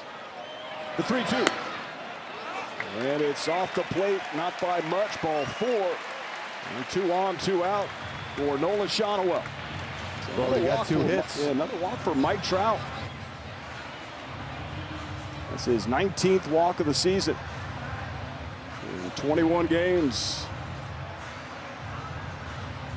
Ruben Niebla is going to come up and have a talk, but how about that home run derby in 2003 when he went toe-to-toe with Albert Pujols to take home the hardware? Did you have him winning that one? Oh, you know what? He definitely had some pretty good odds. You know, if you're going to pick him in that one. Yes. I mean, it was just such a smooth swing. I mean, I would be jumping up and down with that trophy. He's just kind of, well, yeah, I did pretty good. That's him. Home run derby winner and all-star game MVPs in the same year. Frank Thomas, the Big Hurt, and Cal Ripken Jr. Yeah, 2 more Hall of Famers in there, and I still think that conversation. You look at numbers. GA's numbers were really impressive. I agree. I'm going to add a note, a little nugget similar to that list. One of 4 players is Garrett Anderson to win a World Series, a home run derby, and be named an all-star game MVP. Not all in the same year, but all-time Cal Ripken, Dave Parker, and Robinson Cano. The short list that Garrett Anderson is a part of. So bottom 4, 3-0 Angels, 2 on, 2 out. Nolan Shonowell 2 for 2, as you mentioned. He really had a tough time in New York. Hopefully that swing will get back together here. We've seen him drop down in the lineup. Haven't seen that too much in his career as an Angel. Remember, he's only 24 years old. It was Soler serving game 3 of a 4-game suspension. Shonowell in the middle of that lineup. Good job of laying off of that cutter. So cutters and fastballs by Waterman in here this game.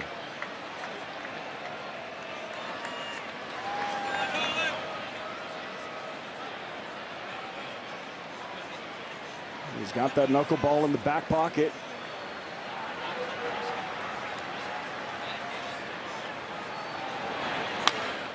Just looking out at Mike Trout, he's looking to see if Adam Frazier be going as a trail runner. You got to make sure he's going. I mean, going to talk to Trout about that over at first base. He's able to get a pretty good sized lead. Although with a left-handed batter, it's a clear throw to third base. Big hole between short and third with Machado ready to cover third. If Frazier does attempt to steal, stays there. There it is, right through the hole. Frazier's going to be sent home. 2 out, not. Shonowell drives in another. He's 3 for 3, and it's 4-0 Angels. Boy, you know, GA smiling down from heaven right now, saying that's the swing I like. Left-handed batter going to that part of the field. That's what made him so effective with runners in scoring position and 2 outs. Good swing, another 2-out hit and run scored. just stayed on that one really well. Look how short he was in the swing. It's the 20th career 3-hit game for Nolan Shonowell. And he's going to knock out the starter, Waldron. And a 4-0 lead. Looking to add on here in the fourth.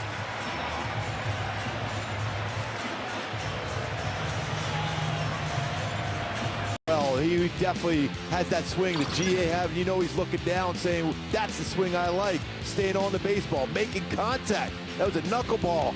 Just making it, using a big part of the field. Those balance, those hands, and going the other way. How quick they are, making good, solid contact. And this one right here, especially going the other way with 2 outs, base hit. That would be vintage GA. Vintage GA on that swing. And a little bit of Rod Carew in there as well. Base hits, RBIs, you win games. Here's Joe Adell. GA often pointed out about Joe Adell. Didn't want to see him pulling the baseball so much. Wanted to see him use the middle part of the field. We're seeing that this year with 11 of Joe's hits to center field. He's got 8 hits in his last 5 games. He has been really swinging a nice bat. So cool in that glove. He made that incredible game where he robbed 3 home runs on its way to Cooperstown. Wow, that was an amazing moment yesterday. He still had a pretty good glove in his bag, though, to make a great catch out there in right field. Yes, he brought that 2024 when he was a Gold Glove finalist glove back out there. Now, the bobblehead that's going to be coming out in September is based on the iconic picture from the fan out there, essentially, right? That time, a strike is called. Anyway, cannot wait for that bobblehead. Oh, that's going to be unreal. So that time, the right-handed batter went on the swing, the check swing. Just looking for a little consistency, that's all. 2 strike, then you go right back to that conversation. The 2-strike approach for Joe Adell. See if he's got it here.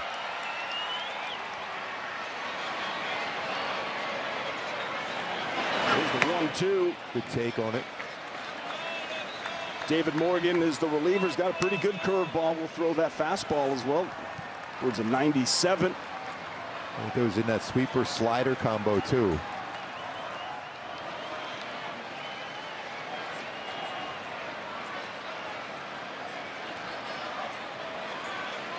He's scoreless in all 7 of his appearances so far. Firm, 99. I was talking with Mike Trout about that yesterday and Zach Neto. They're saying it's amazing. Everybody throws 99 to 100. Everybody. And I said, you know what, Trouty, you're 100% correct. It is so hard to hit in this game today. It is hard. You just got to try to keep everything in the zone. Your best chance. Looking for a base hit. Joe Adell, 2 outs. Look at the Angels go all the way to the wall.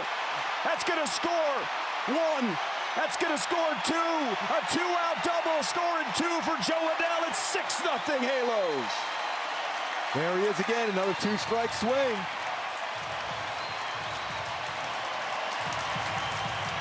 I got goosebumps right now, Patio. I'm just thinking GA just looking at these guys, the team he's so proud of. Run all these hits with 2 strikes, driving in runs.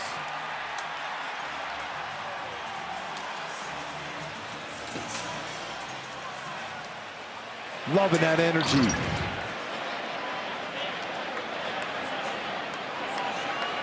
Three in the second, 3 here in the fourth.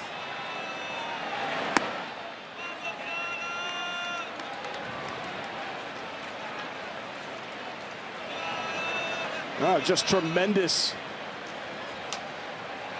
stuff going on here tonight on an incredible night honoring GA.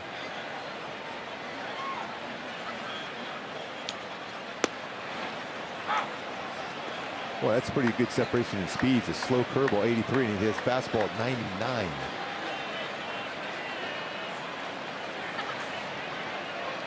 Adam Frazier again at the bottom of that order. Doing damage in the 1-out base hit. Pulled foul, hit pretty good there by Moncada. With 2 outs tonight, Angels 6 for 9 with 5 RBI. Yes. Saw that in New York. And when you look at the schedule the Halos have had so far this season, there has been some tremendous teams they faced already. And this is the team, the Padres, hottest in baseball, coming in winning 8 straight, 11 of 12, 12 of 14, and 6-0 here in the bottom of the 4th. And continue to add on. We have Jose Soriano. He's pitching well. And 4 scoreless.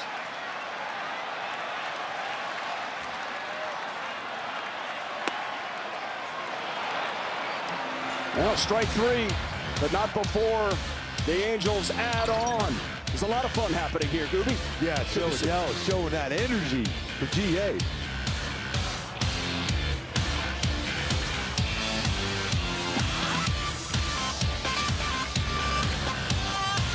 Big A tonight, the big GA. The Angels up on the Padres 6-0. Jose Soriano just looking to twirl another scoreless frame. Joining us right now is Angels legend Darren Erstad. And Ersty, we've been talking about how the GA would be so proud of this 2-out approach here tonight. 6 for 9, 5 RBI. Kind of sounds like him, doesn't Yes, it? Yeah, it's fitting. Really sorry for the loss that you must be feeling, and certainly, as you mentioned, the pregame show for GA's family, it just feels so shocking. Doesn't feel real, but it makes you think like these are those moments where, you know, don't forget to hug your loved ones because you just never know, I guess. It's stunning. Yeah, and you hear it all the time, right? But it's it's so true, and just I mean, he was the Rock, and the Rock's gone, and which just he was our consistent thing all the time, and it's like you said, it just doesn't seem real. I'm speechless. We talked about it even with Fish. I mean, like one of the best teammates ever. I mean, everybody's ever played with him saying exact same thing. One of the best teammates you can ever have. Probably the most misunderstood baseball player I've ever been around, where, oh, he doesn't run hard. No, he just made it look really easy. Right. And, oh, he never smiles. Well, he smiles a lot, and he is super intelligent. And the thing that I noticed about him the most was the utmost confidence he had in his ability. Like, you'd have people try and like tweak his swing or do something. He's like, I got this. I'm good. And he had that. I wish I had that confidence, but he was just, even you just knew if you were going to have a bad game or we're going through a tough stretch, he would always be there. He was the backbone of our team. Yeah, I go back to that World Series when you're at second base and GA's at the plate. I want to ask you this. What were you thinking of? He goes, he's going to come through in this moment in me. Well, there wasn't much else going through my head. Yeah, he'd seen that a lot of times, and it just he's the right man at the right time. What was he like when you first met him? Did his personality change at all over the years that you knew him?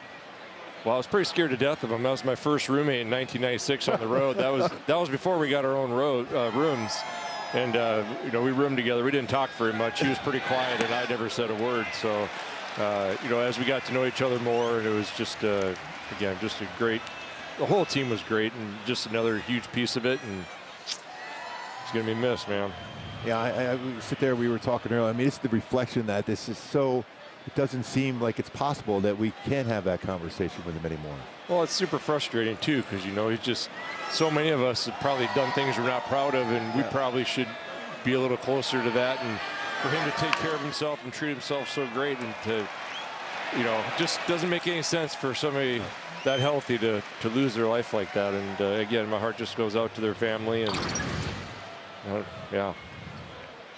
yeah, we're just watching that swing there from him too. Like we watched Shonwell get that base hit between that short and third, that hole right there with 2 outs. I mean, that was so him, huh? Yeah, I mean, he could do it all. And I used to swing the same bat he did. C271, 34-31. I actually used his bat a lot of the times, and then he went to this 35-35 thing, swinging this big bat. I'm like, how in the world does he swing that thing? And well, he took his power numbers to a different level and just learned how to hit power at all parts of the field. And you know, I don't think he gets credit for how well he played defensively too. A great arm, covered a lot of ground, and you know, it was easier because I had to shift over and take care of Fish a lot of the time in right field because he didn't cover any of the ground. Oh. And Garrett had the rest. Love that. Yeah, I was going to ask you. I mean, that's the most underrated part of his game is defense, because he's positioned perfectly, and his throwing arm was perfect every throw too. He got himself in that good throwing position. Yeah, and he was so smooth with everything he did. He covered so much ground, and I remember early on he got some flack. People say he didn't run hard to first base. I remember hearing about that. That guy ran hard to first base every single time, and he could get down the line in a hurry. And I thought he was completely underappreciated. I wish we would have had StatCast back then. They would be able to measure that because he looked like he's so fluid going down there, but you see how quick you'd be getting down there. Unfortunate, right, Ersty, that would be the perception of the great Garrett Anderson. I'm so happy to hear you say those things. Yeah, I mean, everybody who's been around the game or played with him or played against him, I mean, you couldn't get it. They know, and you couldn't get a speeding bullet past that guy. He's halfway up in the box. His front foot's almost out of the box, and he challenged anybody to throw, a fastball by him. And I think I heard Fish say it, but Matt Waldron on the mound throwing knuckleballs, and he destroyed knuckleballs. And to have him being pitching tonight, just kind of fitting. How'd you do against knuckleballs? Kind of like the rest of my career, a bunch of hit or miss, and just a lot of rollovers at second base. But yeah, because I always thought left-handed batters had a tougher time against right-handed knuckleballs because it kind of drifted away from you. But GA. Well, he got on the dish, and he said, "You see spin. If you don't see spin, you're not going to win. If you see spin, you're going to win, or whatever it was." But he said, "Just chase spin high up in the zone and get it before it starts sinking." So that's why he moved up on the plate, up in the box, and he would catch it before and just demolish the baseball. That's how smart he was. Yeah, it's exactly your point. How smart he was at the plate. Yeah, he would. I mean, I never thought like that. I was just trying to survive up there, but he would really think through his at bats, and he'd come back and talk about what pitchers are throwing, and I'm pretty sure he set him up a lot of the time, and he could. I mean, just whatever you needed, he could deliver it. But just the consistency. I remember one year I think he had 9 home runs and 99 RBIs or something like that, and that's getting it done without hitting homers. And he just would do his thing. Incredible numbers. Do you have many chances to talk to teammates about GA today, as much as just sinking in on you? A little bit. I mean, last night I saw Percy and hung out with him. He took it really hard. Today, seeing AK and Fish and Finn and Langer's down there, and a lot of texts from Shields and Donkey, and they just keep coming and coming, and just everybody's pretty much saying the same thing, just absolutely in shock. When you think about it, that was such a tight-knit team. I mean, you think about it, you won a World Series together, and nobody expected that. And yet you guys did so. That was a great team. And I think it was special, too, because we really stunk the year before that. And they could have broke that team up, but we were at like the lowest of lows. And thankfully, the organization didn't give up on all of us and stuck with us through the tough times and, paid off. But, yeah, especially when you have those tough times, it makes the good ones even better. There's a fly ball to left field, too. And a fly ball right to here. Here you go, Ersty. Yeah. The Anaheim Angels are the world champions of baseball. That was okay. Yeah.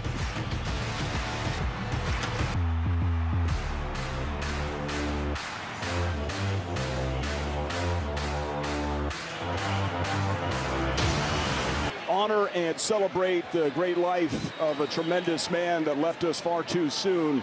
Angels Hall of Famer Garrett Anderson passing away shockingly, and Darren Erstad, his teammate for so many years here and a World Series champion in 2002, joining us right now. Again, thanks so much, Ersty. We really appreciate it. I'm going to miss so many things about GA, but those kicks he always wore, and those suits, he had the greatest Air Jordans, and he was just so incredibly cool. And what was most special to GA when his baseball career was over, he made it clear baseball didn't define him, but being a great teammate did. It sure did, and I wish I could have taken that philosophy, because that's probably what made him so consistent. He just didn't let those lows tear him down, and I would take that home. But yeah, he was such a strong human being, and had like such things in perspective with life, and being a great father and a great husband, and just you just strive for you want to be like that, and you almost get frustrated because you can't be like that because it's so so special. And I'm sure it's all we can do is pass it on to our kids, and I know he did that with his kids. I always say you were the most intense competitor I've ever seen in my life, and yet you think of GA was so relaxed and stuff. Did you guys ever have any conversations like, how were you able to do it this way? Because I can't do that way, because that's the way you played the game of baseball. Well, it takes all kinds. Yeah. I think D-Sar always said that, and so said the same things, and that's what made it a beautiful thing. You do things a different way. But I get more frustrated than anything, because I'm over there doing whirly-birds with my arms and trying to stay loose and not think about it. He's on one knee in the on-deck circle and just like trying to not fall asleep, and goes up to the plate and dragging his bat, and then next thing you know, he's turning around 96-mile-an-hour heater. And just I wish I could have done that. I would probably played a lot more games like he did. He posted up. He sure did. Every day. When you look at the years where he played 150 plus and 600 ABs, And it's not like he's always healthy. That one up and in and catches Peraza. Hopefully got him and some padding. It looked like it got him right on the arm there. That's well, you know a little bit about getting hit by a pitch every once in a while. It can't feel good, does it? No, they never hit me. They threw at the guys that were really good, like Fish and GA. Like that was an easy out most of the time, so they didn't throw it at me. Sure, but if they threw it at GA, he somehow got out of the way. He was only hit 6 times here. Well, he probably hit it because he could turn on a fastball at his belly button. It was just things he could do. It was pretty special. He's obviously one of the best hitters I've ever seen. Ursi, you had about 2 million hits that one year. What, 240 of them? Come on. Well, but that, I was injured a lot, but that's what makes Garrett so special. He was there, he just put his name in the lineup, write it down. And I mean, I really can't think of a time where he struggled for more than a few games at a time. And but that's that mentality, and every young kid should take that. And every bat, you're gonna suck. You're gonna have bad at bats, and he just wouldn't let it roll over into the next one. And it's just a very, very great quality to have. Right now in this situation, Peraza is going to stay in the game, which is a good sign. But that continues, that swells up, that tightens up, right, pretty quickly. Yeah, it's fine during the game. Afterwards it'll be a little sore and tomorrow as well, but he looks like a pretty well put together kid. I think he's going to be just fine. Yeah, he's been doing a nice job. Yeah. It's coming up. I mean, he had an incredible series up against the Yankees too. I mean, how about some of those battles you guys have all had against the Yankees over the years? I mean, that was always one of those teams that you brought out the best in you guys. Yeah, we just didn't back down from them, and just had a lot of guys that answered the bell, and we just knew, like, yeah, back to Garrett, just set the table for him. Just get him in position. It's going to happen. It doesn't matter who they're lefty or righty or who's throwing. He's going to get it done. And just an honor to get to be, sit on base quite a few times and get driven in by him and get to see that. Now you get to watch a number of the games here with the Angels to see what they're playing so far this year. Getting older, I go to bed early now. In Nebraska, the game doesn't start till 9 o'clock at night. I can't stick around that much anymore. But I try and follow as much as I can. But we're a lot more on a golf course watching the boys, and in a hockey rink watching hockey. Yes, so indeed. Yes. Spent a lot of time doing that. All right, who was a better golfer, you or GA? That's probably the only thing I was better than GA at. He had a bigger slice than I did. But, and that was driven to the right field corner, hit well by Josh Lowe. That works. Gone! 2-run home run, and the Angels add on to make it 8-0. Well, that right field corner is kind of the Scott Spezio-like for you there. I mean, all these things are coming into play here. I know. How about 16-0 and just stop it? That would be perfect. Oh, baby, yes. that would be nice. That would be pretty sweet. Yes. Halfway home. Yes, indeed. I'm glad you went to college. I wouldn't even remember that.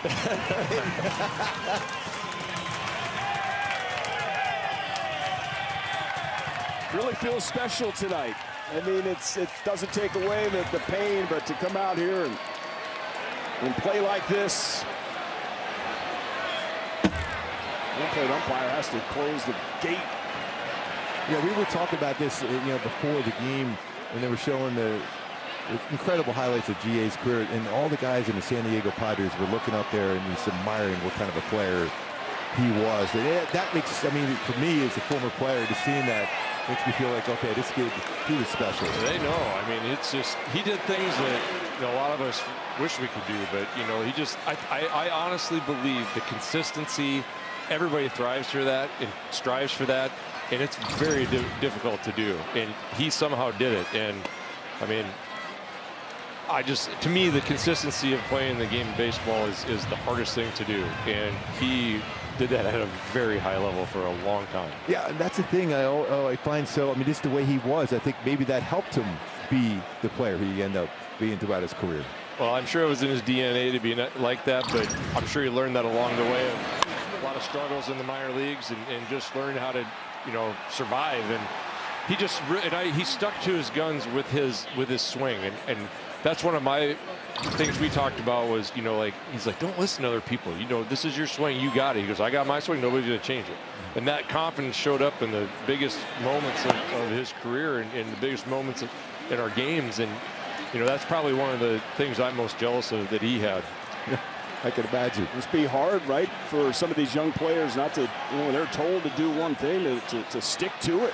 Yeah, and you know, sometimes that comes across as being uncoachable. Right. And Garrett kind of had that. He had that kind of the reputation that, you know, he's kind of like, no, I'm going to do it my way. Well, yeah, because he was confident and his way worked just fine. And I know he had told a few stories in the minor leagues about trying to get changed, and he's like, nah, I'll be fine. So, you know, he's just sticking to that. You know, I didn't play with him in the minor leagues, but just hearing those stories, it was like, it makes a lot of sense now. I mean, but how hard is that to do that? Because, you know, in the minor leagues, if a coach tells you you got to clean the toilets after the game, you're cleaning the toilets after the game. You're good. And that's what made it that special. I remember I took batting practice my first time, and I was told, son, you can't hit like that in the big leagues. And I'm like, I haven't even taken a bat yet. You know, so, and I was like, okay, what do I need to do? And for him to be able to have that confidence and just say, no, I got it, that's boy, that's a special skill. Yeah, he told a story. It wasn't just at the plate, but it was a coach that was trying to change the way he was turning after, you know, catching the baseball like a base hit, and the way he would turn and spin and throw it to second base. And he said, no, that's not the way I'm going to do it. And he didn't. Well, that sounds about right, yeah.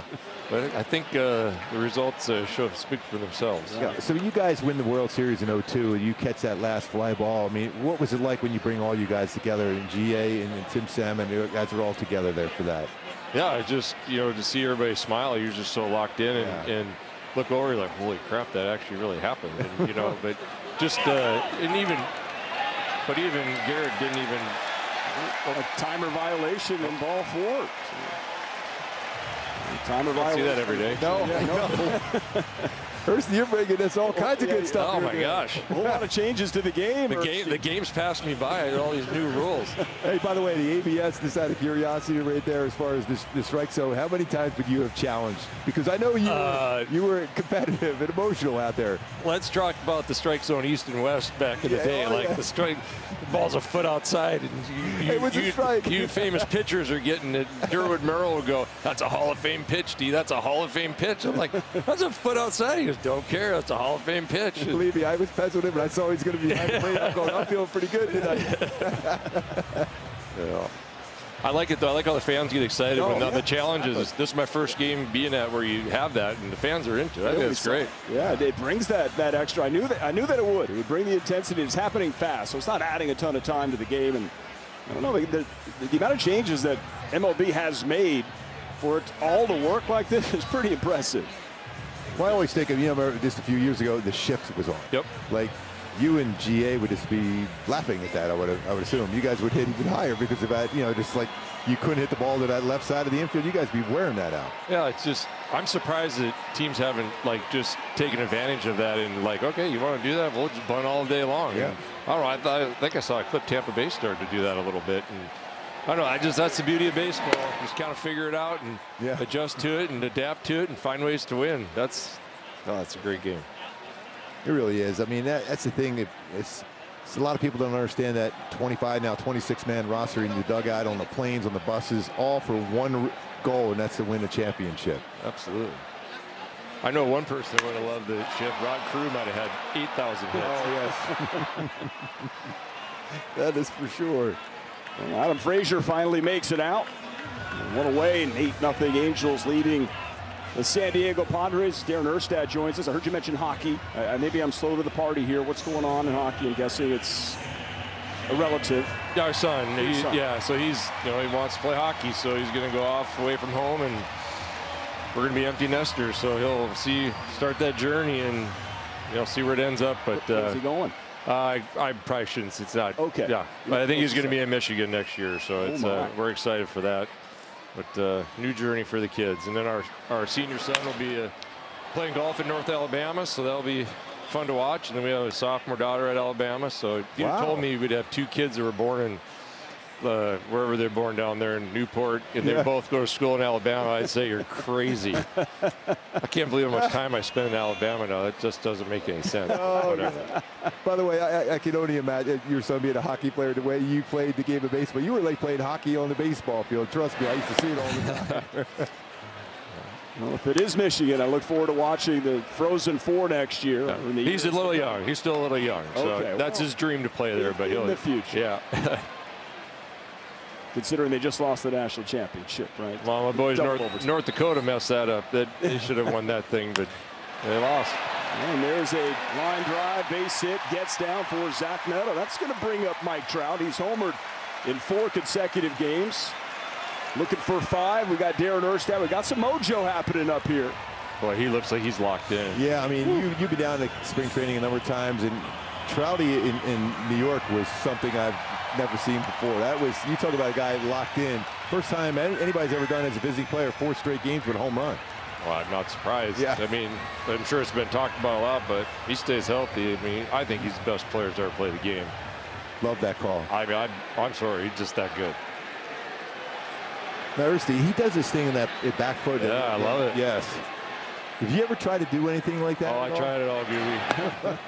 I tried it all. It didn't work, though. About the only thing I didn't try was hitting right-handed. Probably should have tried that once in a while, too.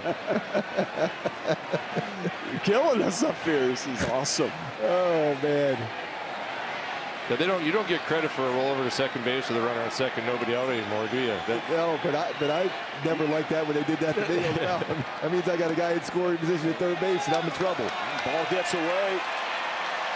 A good hustle from Logan O'Hoppe. He gets to third.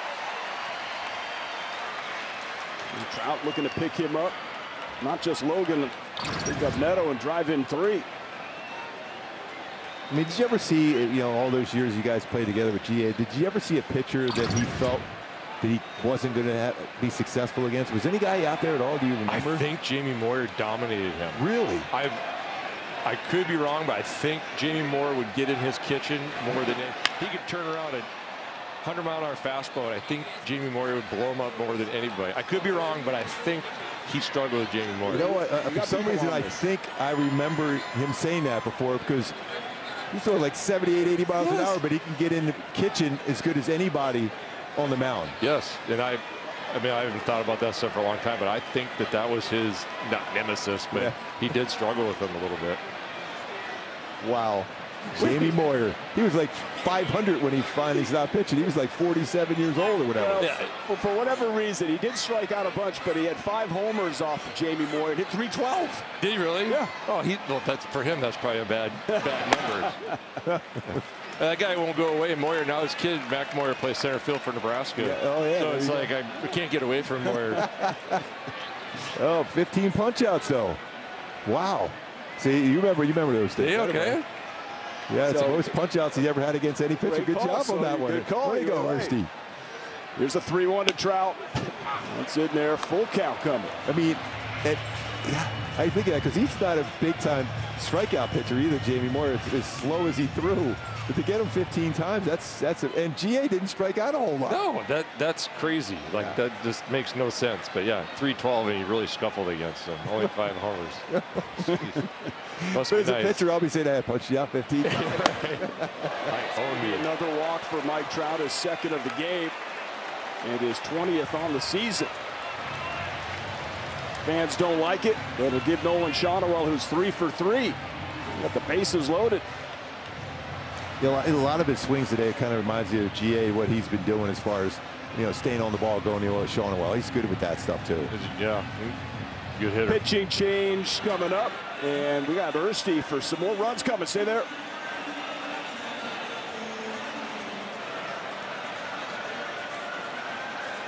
Angels leading the Padres 8-0. Padres have an 8-game winning streak. Nolan Shonowell is 3 for 3. Darren Erstad alongside. We got a little side-by-side swing comparison with Garrett Anderson and Nolan Shonowell and the opposite field approach coming. Feel free, Ersty. Oh boy, that works. Let it travel a little bit. I'm playing with that baseball, taking what the pitcher's giving him. And Garrett took it to another level. I tried to talk to him about how he learned how to hit for power the other way. He's like, oh, just let it get a little deeper.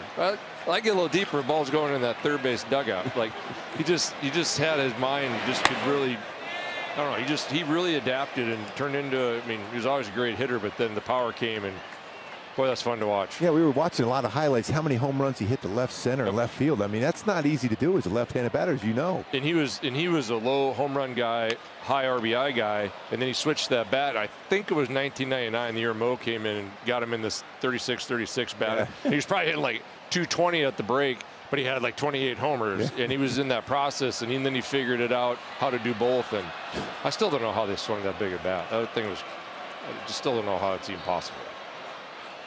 Yeah, that's how strong he was. I mean, again, you just look at him and, you know, you don't realize it till you get up on top of him. He was a giant human. A giant man. Yes. Yes. Yeah. Super athletic, giant man. And I mean, just that we've talked about already, but just the mindset, just so calm. And I mean, kind of have to have that in those big moments. And we're sitting here trying to calm ourselves down and not go crazy in those moments. And I think he's like, I probably need to wake up a little bit. Yeah. Like he's too quiet. But just everything slows down for him. He's in the zone all the time. Playing multiple sports, right, and obviously excelling at them helps. I know a lot of times travel teams, you know, people just focus on one sport, but it's probably good to play multiple ones. Oh man, I've screamed that from the rooftops forever. Catcher's challenging the ball call.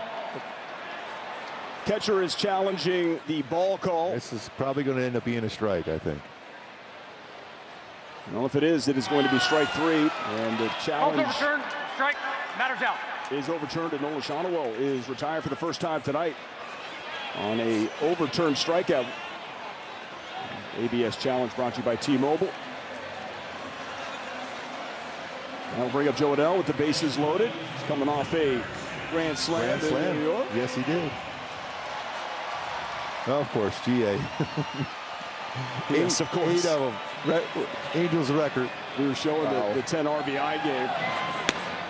8 grand slams. I mean, so often guys get caught up in trying to hit a grand slam too, but that's the best thing I played with Pat Talbot, who was the best ever with base load. He goes, I'm going to stick at 1 run, and that's something up the middle. But GA, 8 grand slams.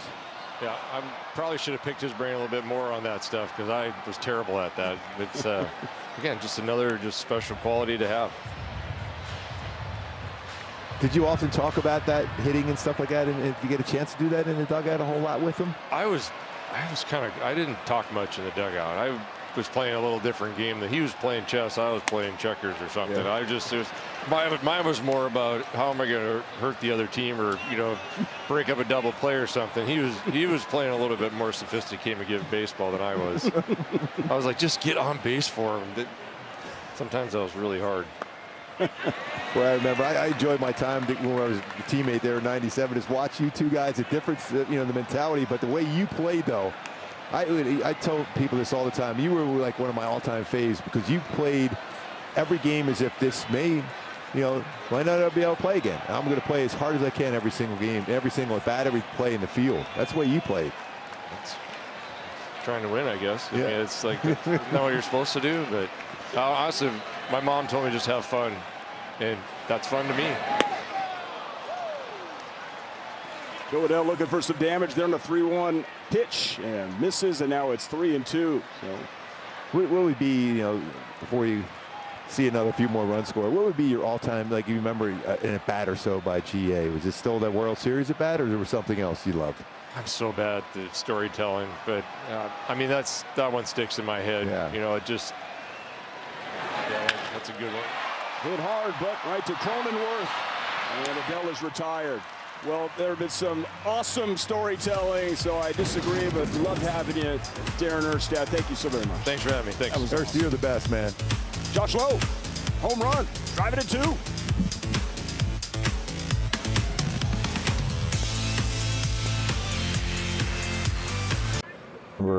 As a guy who came to the park every day to play every day and wanted to play every day, and a person that I do care about people. I have love for everybody.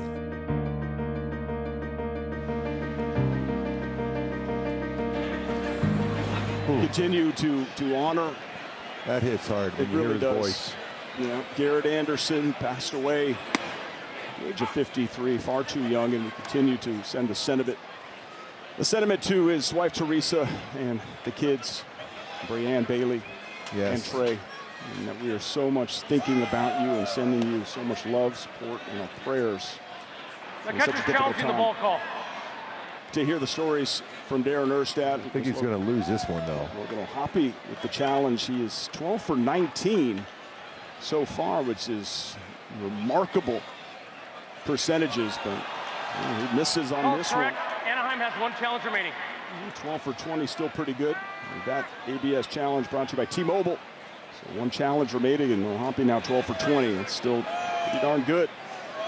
Well, you always want to get that count in your favor with this guy at the plate. That's why you make some challenges. That's a great point. Fernando Tatis Jr., who has the 77% hard hit percentage this year, which is the best in baseball. 10 ribbies, yet no home runs. And he is certainly a big part of the Padres winning 8 in a row and also moving him to second base. Well, shortstop originally, too. I mean, he's a phenomenal athlete. He's playing right field here tonight. He's a Gold Glover. Look at that sinker. Felt like that might have even been a splitter.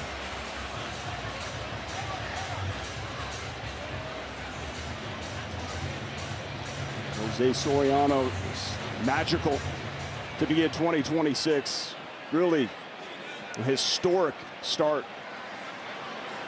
He has talked about winning a Cy Young Award being a goal for his, and he's on his way. He strikes out Tatis on the sinker. No, that was a sinker. I still think that one before might have been a splitter. This paints that outside corner. I mean, it's nasty. You got to gear up to it. It's 97. 7th strikeout of the night. Jackson Merrill at the plate. This is a Padres team that has scored 4+ runs in 8 straight games, all wins. And obviously we're focusing on Garrett Anderson, and rightly so, but coming into this game, look at it from a national perspective, this is one of those matchups that had people across baseball talking about the Padres versus Jose Soriano and the Angels, how exciting the Angels have been to begin this season. There's been some excitement for the Halos all season long.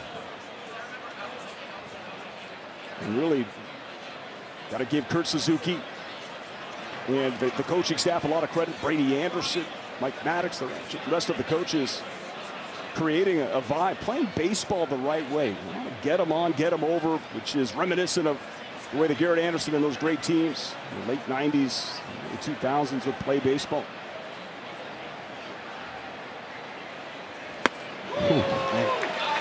Splitter. I mean, when you put this perspective, what Soriano has done so far on the mound, who he has faced so far this season. It's the Astros opening day, the Cubs, Atlanta, Cincinnati, and now here, the Padres. These are playoff teams.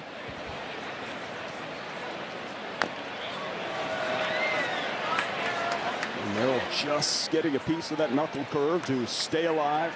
90 pitches on the night for Soriano. Last year, the home road splits really favored the road. Wasn't all that great at home. He's great wherever he toes the rubber this year. He strikes out Merrill for the 2nd out of the 6th and his 8th strikeout. That splitter is electric.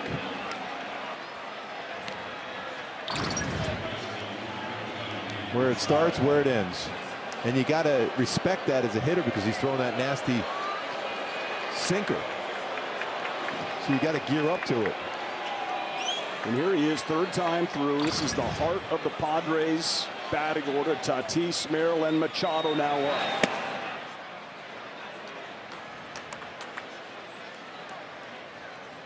.92 pitches already for Soriano here tonight. I was curious if he get through this inning, would that be it for him? Especially you got to think of the long term. As much as we all want to be able to complete games, that you want to keep him healthy. I think so, considering the score. And that's going to get through for a base hit for Machado. 2 out now. Threw that knuckle curve to make sure he threw it for a strike, and Machado be able to line that through the hole.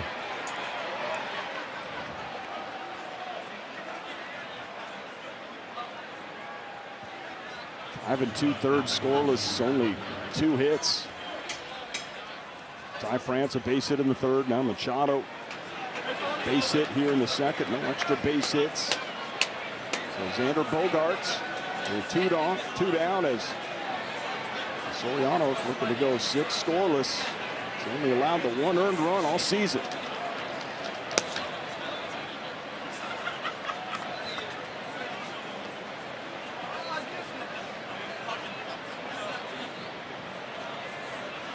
A huge crowd tonight. Got to love what they're seeing from this ace. Tell you what, Darren Herstadt was just so great with the stories that he was telling and the respect and the love that he was sharing for his great friend, Garrett Anderson, the humility that he would show because he was such a great player. And this is how you honor Garrett Anderson on a night like this. And this is reflected on watching those two guys in the dugout there, the difference in the way they approached their game, yet they had the same goal, playing every day and winning. One, you have Ursti so intense, GA was so relaxed. I don't know how he was so relaxed too, but he was. It's great that Ursti remembered that about Jamie Moyer. Yeah. Most strikeouts ever, but he said, well, he still hit 5 home runs against him. That was a perfect story. And, you know, because GA just did not strike out. No. And also, he didn't walk. He went up there hacking. And it's ball 4. Xander Bogaerts is aboard to bring up Gavin Sheets. And Chase Silseth, who is loosening up out there in the Angels bullpen. He's been up for a little bit. And Hoppy's going to buy some time. Usually when you think of that slow walk out there, you're giving pitcher down there a few more throws. It might end up being it. Although it might be Mike Maddox going out there and having that conversation, or no, it's going to be Kurt Suzuki. And I don't think this time Soriano is going to be able to convince him to stay in the game. He was able to last time, but I don't know. Let's see. That's a quick trot out to the hill for Kurt Suzuki.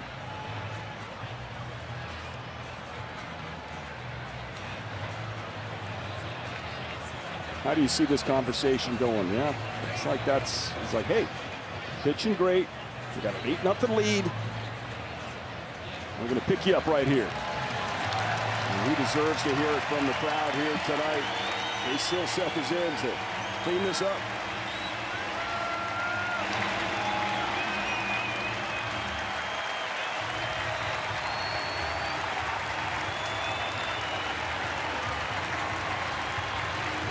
Now for Chase Silseth as we look at the line of Jose Soriano, but responsible for the runners on first and second.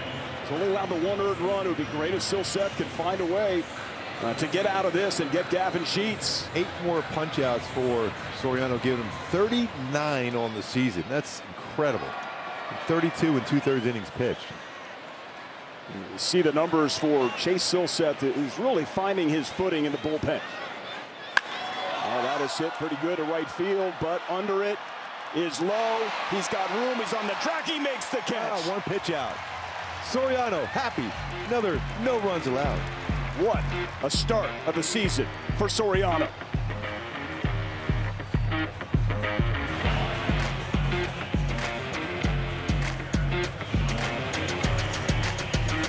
After signing my first pro contract with the Angels, I get to finish where I started as an 18-year-old.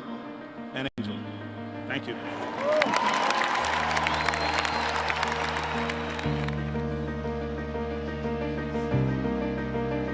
Really sad news today. Hearing of the passing of Angels Hall of Famer Garrett Anderson. There's the memorial outside the Big A. And he would be happy where the Angels have been playing not only tonight but all season long.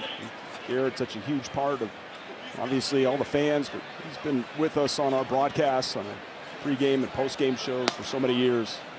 And this loss has affected so many, but again, our hearts go out to Teresa and the kids. Patio, this is the way he said that, an angel. He's an angel right now in heaven. He is. He is. I've got a massive angel in heaven. He's such a tremendous human being. Well, Jose Soriano, Gooby, you were such a great pitcher in your own right as Moncada pops it up. And some of the numbers that we're seeing, historic on what Soriano was doing in this 5-start span. So here's a 5-start span. He's the 4th pitcher in history. In a 5-start span of 30 innings pitched, 1 or fewer runs allowed, 11 or fewer hits. Hunter Green, Bob Feller in 1946, and Red Russell in 1916, 110 years ago. Incredible. And the thing is, it's unreal about him, and his stuff was great, don't get me wrong, but it wasn't quite as crisp as we've seen, yet he put up a 0. That is the makings of a dominant pitcher. you're going to have those games. We just don't necessarily have your best stuff, although every one of us pitchers would love to have that stuff every night. We take our chances. But 5 2/3 scores with 8 punch outs? Yes, unreal. A nice piece of hitting going the other way. Boy, Peraza, even after getting hit by that pitch, has been on base again today 3 times. Still in that New York state of mind. I tell you what, this Oswald Peraza is a revelation this year. He came over late, still trying to figure things out. Why did the Yankees, trade him? The Angels weren't having the best year. He's a massive part of this resurgence of Angels baseball. Playing great. He had that one game in New York where he had about 3 at-bats over 105. And here's another let's do big one right now going. If he gets it going, this is really a deep lineup after his home run. Last at bat for Josh Lowe. He's starting to feel it. Love it. Yeah. Homer and a single for Lowe. And he can fly out there on the bases and to the outfield. Another great addition to this team. They're standing at first and second. There's Adam Eaton, who was an Angel and is now the first base coach. He's enjoying what he's seeing. I love the guys on the corners with Keith Johnson at third and Eaton at first. There's Logan O'Hoppe. He was hit by a pitch right in the ribs earlier. They checked on the baseball, made sure it was all right. Peralta throws pretty firm. He's 94, 97 slider changeup too, so you might not want to be hit by that 90 plus. Firm fastball in there. 1 out, 2 on. Halo's doing damage with 2 outs. Hey, Patty, I keep reflecting on our conversations we've had with, Tim Sam and Darren Ercet. And the thing that, as much as we love talking about his numbers, they both said the same exact thing: best teammate ever. Yep. I mean he was a great teammate with us all those years, pre and post game. Batter challenging strike call. He's going to lose another one, O'Hoppe, I think. CBS Challenge brought to you by T-Mobile. And he's going to be in there. O'Hoppe. Call's confirmed. Anaheim has no challenges remaining. The Angels are out of challenges, and there's 2 out. That'll bring up Adam Frazier. He's had a big game himself here. Yeah, best teammate ever. I just, when you get that description, that tells you a lot. That's what, in his baseball career, that's what Garrett Anderson was most proud of. Playing every day, being a great teammate, and being awarded with the World Series championship in 2002. Second foul ball that man with the Halos working up there in game entertainment. He's got the glove, got the love, and sharing it with the fan.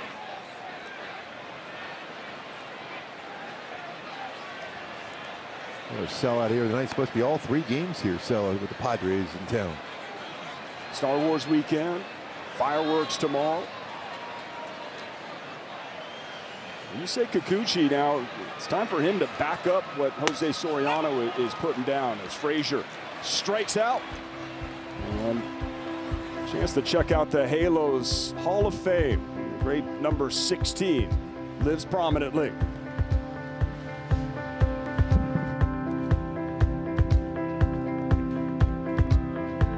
In line for the win. He's got an 8-0 lead right now, 5 2/3, 8 strikeouts, and even when, as you said, not at his best, this is dominant. I mean, that bite on his knuckle curve, his split was good. Still running that fastball at 99 miles an hour and painting the fastball twice. He got challenged and he was hitting a corner with 99 and 97.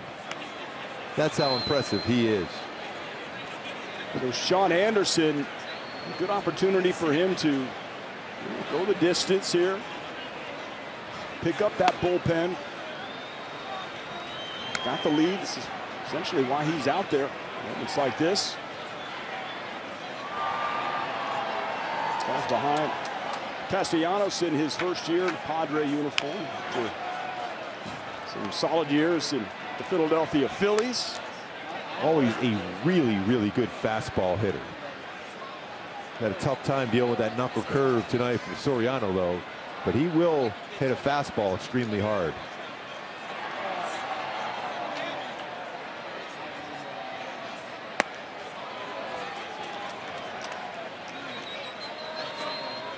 one of those spots now you're more than likely forced with this lead to go after him with a fastball.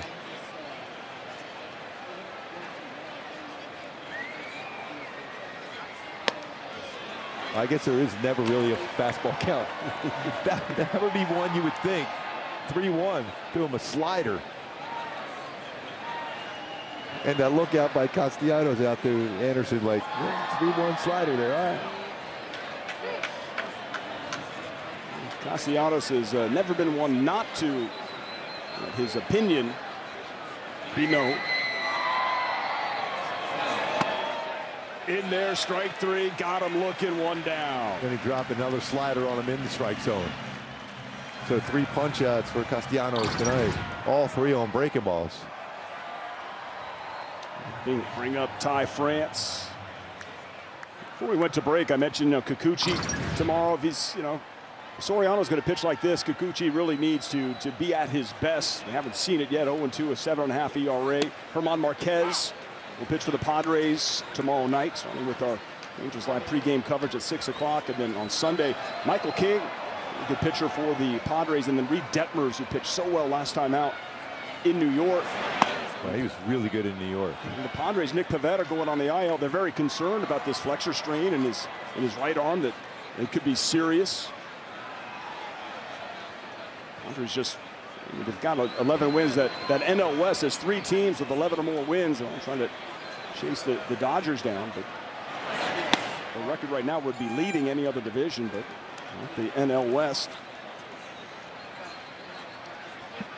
The Angels trying to get over 500. They have to feel good after 21 games. And the schedule they've had. Mike Trout on his horse. He hasn't been that busy out there, but he just gets such a great jump and catches that with ease. 2 down. Continues to have great routes to the baseball. The difference it has been for him to be in center field. And he loves being out there. And he's seeing the ball off the bat so well, reading it, whether come in on the baseball, go back on it, go right, go left. There's a guy that did a tremendous job in the outfield himself, a GA. It's great where you can see like where Trout is at. I mean, those two are connected. Really, when you think about numbers in Angel history, GA and Trout.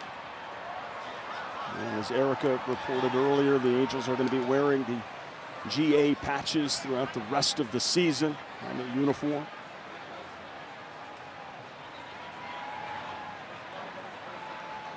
Immense loss to the Angels family.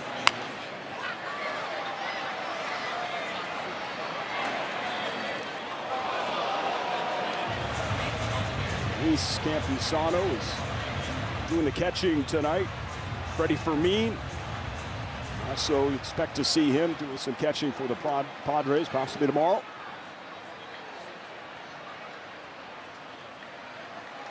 Campusano was 0 for 35 to start the season, but of late he's heated up at the plate.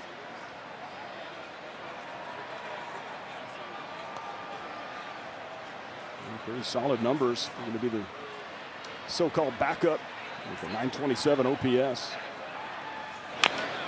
And a little chopper. Anderson off the mound. It's going to be a tough play. A slide into first, and he still gets That him. delayed him a little bit on that slide. That was a real good play. How often do you see a guy slide feet first into first? Oh, never seen it. And it slowed him down. That's why you don't see it.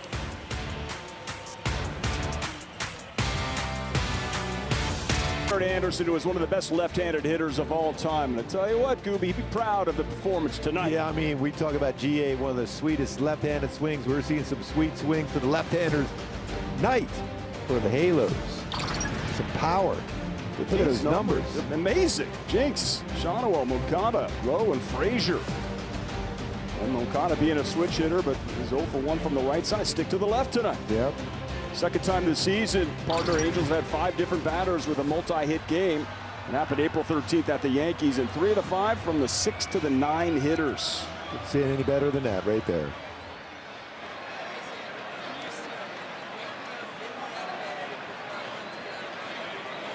Top of the order.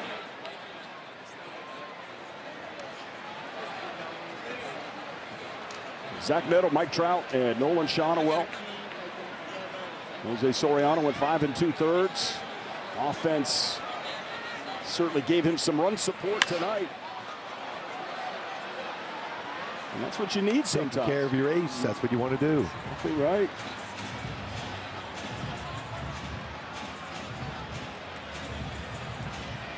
Bradley Rodriguez is now on, the right-hander, in his 10th game.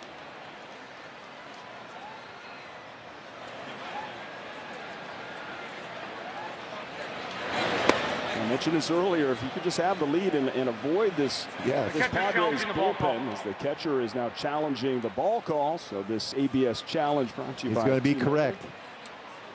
You are on fire. I've seen you on TV. Call's overturned. Get these all right. Strike. And here I am San Diego next has year. one remaining. That's true. Well, every pitch I threw, I thought was a strike.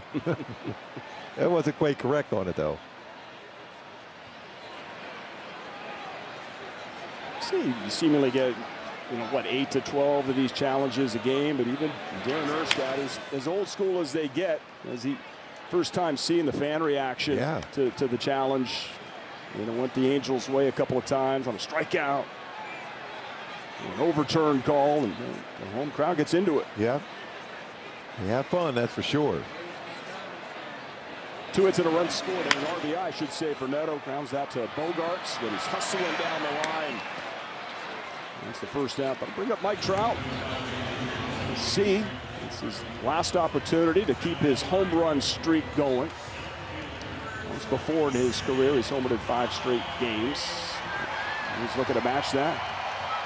2 walks tonight. He's got 21. For 20 on the season.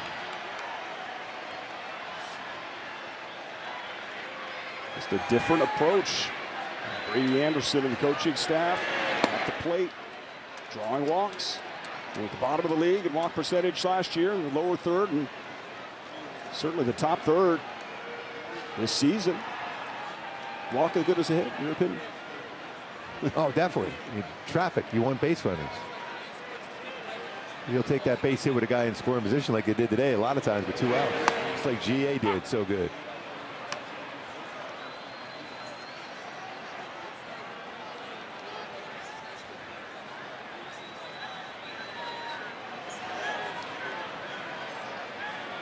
And the Padres bullpen with a 1.83 ERA during the 8-game winning streak. And what Mason Miller is doing is absolutely insane. Yeah. He's at 30 scoreless innings right now this season. He's unhittable. They can't touch the slider. He throws triple digits. He's toying with the opposition, so you can avoid him. It's a good thing. That's in your game plan every time. Yeah. Not sure about that trade. Got a sellout here tonight. 44,551 sellout here at the Big A.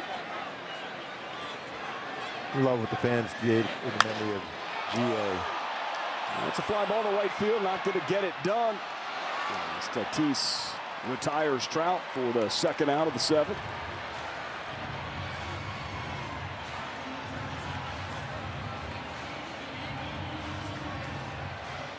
Well, great fans here. They're desperate for a winner. And there's been exciting baseball. I'll tell you what, you show up, you say, who's pitching? Oh, Jose Soriano. You're like, oh, this is a good game. It's one of those guys going right now as a fan, and you know he's penciled to start at home. You're going to see more and more walk-up fans come to the game. Yep. I mean, because he's that special. Looking to go 5-0 start the season.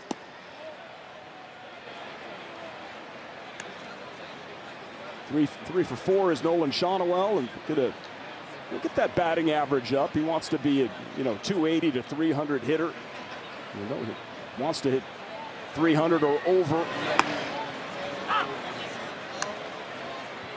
A couple of homers on the season. 4 extra base hits so far. We would love that cutter upstairs again like that if we can get it. Kind of a changeup, getting that inside part of the plate.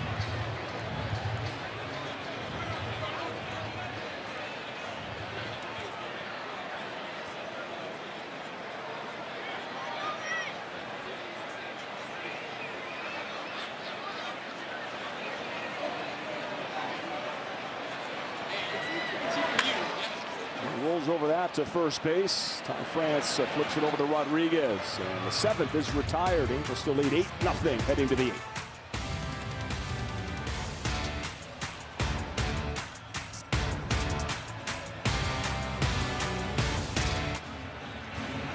Part tonight as the Angels have 8 runs on 13 hits and playing really good baseball and backed by Jose Soriano. And now looking to finish this one off with Sean Anderson on the hill as we head to the 8th inning. On top of the order for the Padres, Jake Cronenworth, swing and a miss on the changeup. Anderson has a great changeup against left-handed batters. A great changeup.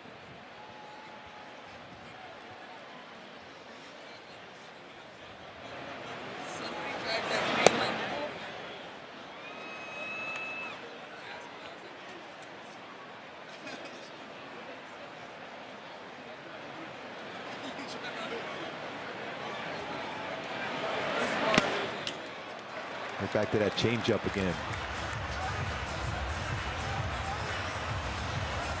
A lot of credit going to everybody today, the work put in out of love for Garrett Anderson and his family. He passed away suddenly, and as you were doing the pregame show with Erica and Tim, you mentioned that some fans might not have even known until they got here.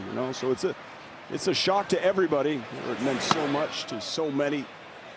So many people have texted me today saying, God, he's my favorite player. Yeah. People that just love those teams that he was on. It was great, great teams that brought so much joy to people. It really is a tough one, but the best thing is to go out there and play this game. GA would. And they've done that so far. And I love what Ernstien Fish said about him. He played every day. Just pencil in there, 150 plus every single season. And you know what? Have that be in the back of your mind. Have that be some motivation. There's a strikeout from Anderson. He gets Cronenworth in the first out of the 8th. With 2 punch-outs tonight so far with his slider. And you go back to Jose Soriano's night. I mean, it was amazing where he got his outs. Take a look at our StatCast, be powered by Google Cloud. All on the edges. That's in on the righty, away on the lefty. 17 outs, 6 on the sinker, 5 four-seamer, 4 knuckle curve, 2 splitters. Avoided that middle part of the plate. I mean, that was unreal. I mean, there's those corners and down.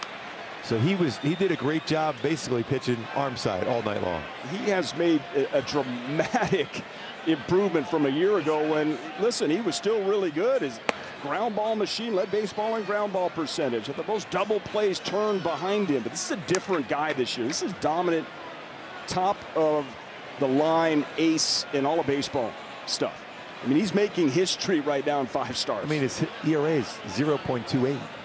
And now back-to-back really good games at home, a thing he struggled with last year. He's getting deep into these games. First pitcher in history to have at least 4 of his first 5 starts go 5+ and 2 or fewer hits. And again, 2 hits allowed. That's unbelievable. 1-2 to Tatis. Downstairs, 2-2.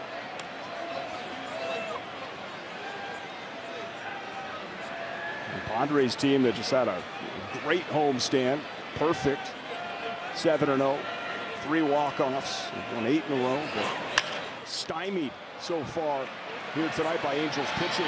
Tatis not even running down the line as the ground ball to Neto. When you think about it, very similar as far as schedule so far. The Halos only had 6 home games. Season is 7th tonight. Yep. They only had 6 road games, so they're 7th. They were really home heavy early on, the Padres, and that's what you want to do, take care of business at home.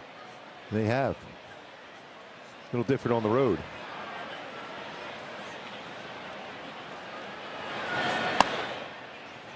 Jackson Merrill, the batter.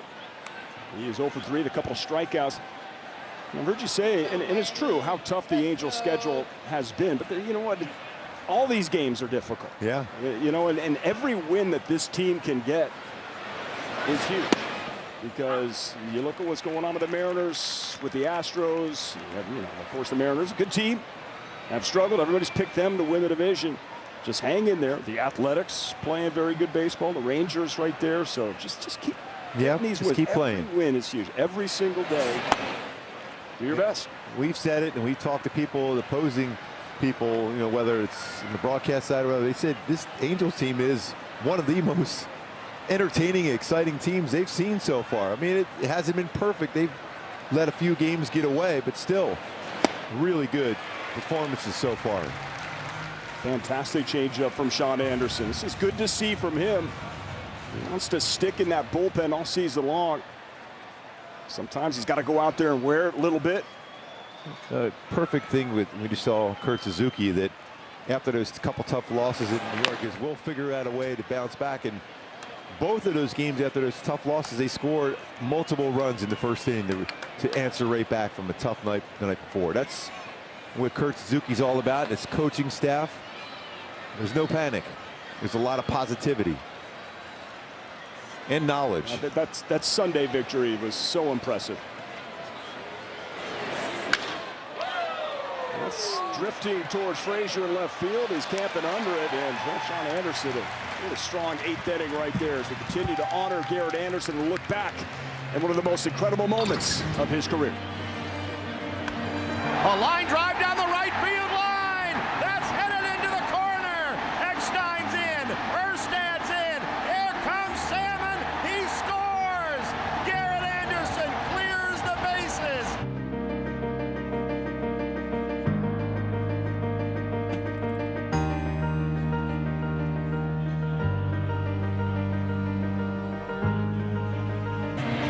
Well, just outside the Big A, the memorial for Garrett Anderson, with mementos from fans letting you know how special he was to them. He was such an incredible baseball player, teammate, husband, father, and a friend to so many. And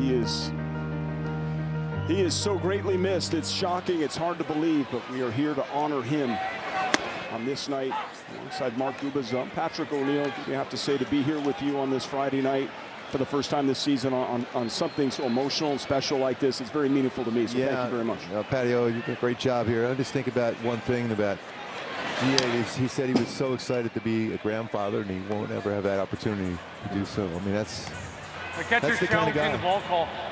That's the kind of guy he was. It's all about family. Yeah, and that's and his friendships on the team. We talked about how Fish and Ersty said about how great of a teammate. Calls confirmed. San Diego is out of challenges. To just miss that opportunity. I mean, it's tough thinking of that for his family. Yeah, and listen, we're showing some of these great Angels moments, but it's crushing, and it's just heartbreaking. And wife Teresa, and the children, and Brianne, Bailey, and Trey. We're so sorry. No, sending love. Yes. And it will continue forever. That's right.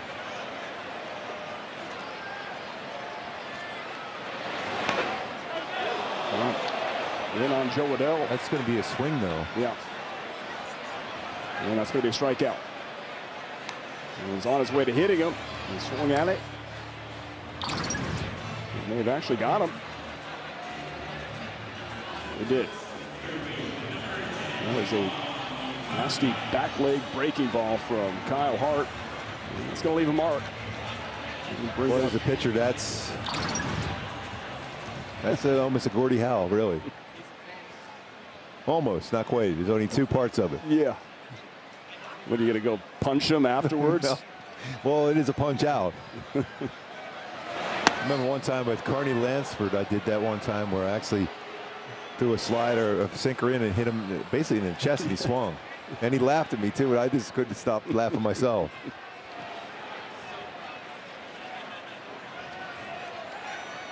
Moncada got it started with a home run back in the second. And batting from the right side against Kyle Hart here at the bottom of the 8th. We've seen Sean Anderson for a couple. Thought he might be going for a 3-inning save, but Jordan Romano is up and getting loose. Trying to get him locked back in. He had a tough series there in New York. And certainly the last one on Saturday night, not his fault. You know, I mean, that pop-up, and with Zach Neto taking responsibility, sure, he would have loved to have gotten that final out, no doubt. He picked up Zach and Peraza. Yeah, get back out there and feeling good. Good call. Remember before that, that game too against the Yankees. He hadn't pitched in a while, and that's part of the rust there. Kirby Yates going out on a rehab assignment. Yeah, I saw him heading on out today, which is a great sign. Ben Joyce has been facing batters. By the way, I think Ben Joyce, you think of Mason Miller, that'd be fun to see those guys going at. Although if you're a hitter, I don't think either one of those guys you'd be so excited about seeing. Well, it's great what Jose Soriano was doing. We're seeing Reed Devers, but you certainly need the entire rotation. And that's what's going to come into play, right, is the depth of the rotation and the bullpen to have sustainability in this league, in this division. And so we'll see how they turn it over. It was great to see, to win a bullpen game with Suter starting, to see Alda Gary come out there. Maybe Alda Gary's going to be in the mix. Yeah, he knows how to pitch. He had that great first game down in the WBC for Team Italy too. I mean, he's pitching there at Yankee Stadium. Picked up a W yesterday. Yeah, that was incredible. And that one just missed.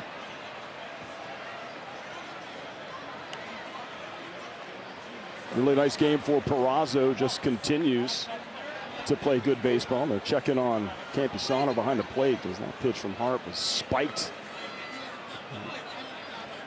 on 50 feet.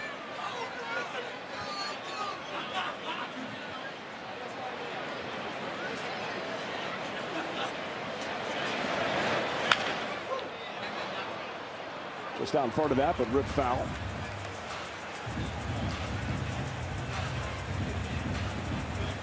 I feel like Vaughn Grissom is a nice add to the bench also from what I've been watching. Very versatile bench so far this season. That was part of the plan for Perry Manasseh to be able to have a more versatile bench, knowing the need at depth. And Peraza is retired by Machado for the third out, the bottom of the 8th inning. We go to the 9th, 3 outs to get to close this one out.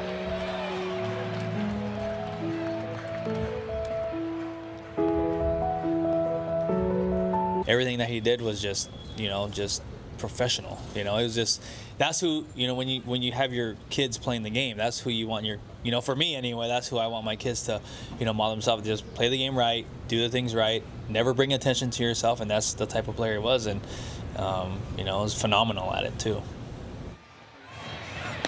Great words from Angels manager Kurt Suzuki. And Gooby, for Garrett Anderson to be remembered throughout baseball for playing the game the right way, that's pretty special. And you saw on MLB Network, everyone was talking about him today, as well they should. Great player, but anybody that's ever was around him in any way, unbelievable person. Considering the amount of success, the most humble superstar that I've been around, I think one of them. Yeah, I mean, definitely. Really something. Some changes. Bryce Teodosio to left. Frazier is going to go to second base, and Peraza moves from second to third. As Jordan Romano is looking to get back on the horse and feel good about himself here and close this one out. Let's face it, Manny Machado to lead off the top of the 9th. Angels trying to pick up a game on the Athletics. Going to lose tonight. They were down big. Rangers get a victory. White Sox have a 9-2 lead at the bottom of the 9th in West Sacramento. Rangers leading the Mariners 3-0. Rangers going to go to 11-9. Angels looking to go a half game back in first, 11-10. Changing the eye line on Machado. Slightly overthrown fastball.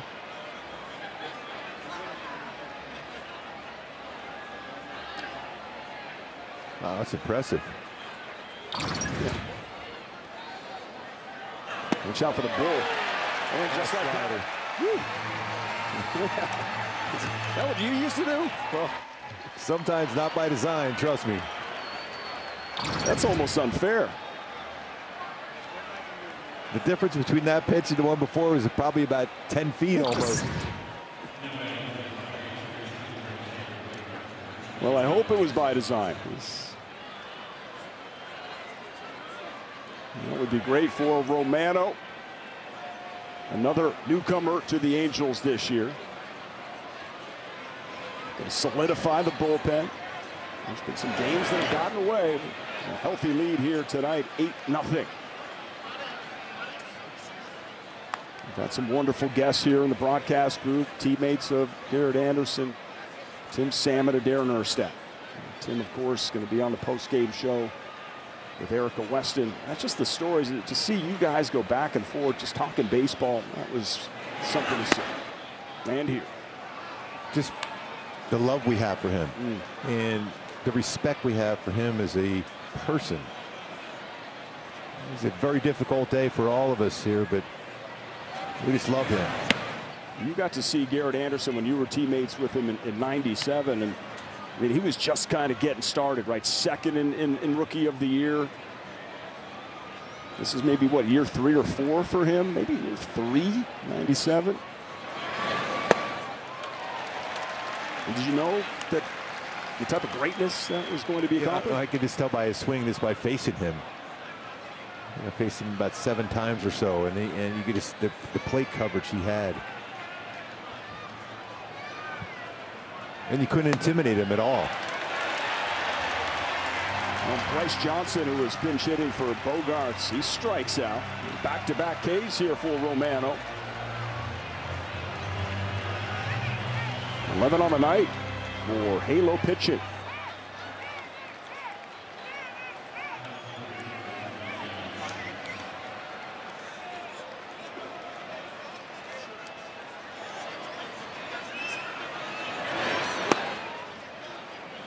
Gavin Sheets stands in the way of an Angel shutout here tonight.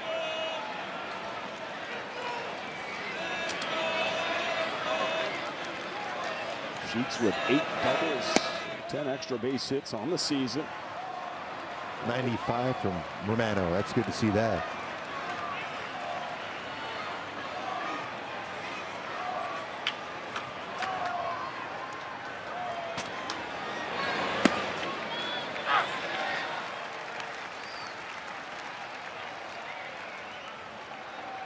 No challenges across the board for both teams, so you can just drop that one in there. Just got the corner. Yeah, firm. Very firm fastball. Pop in the mid of Ohapi, and 1 strike away.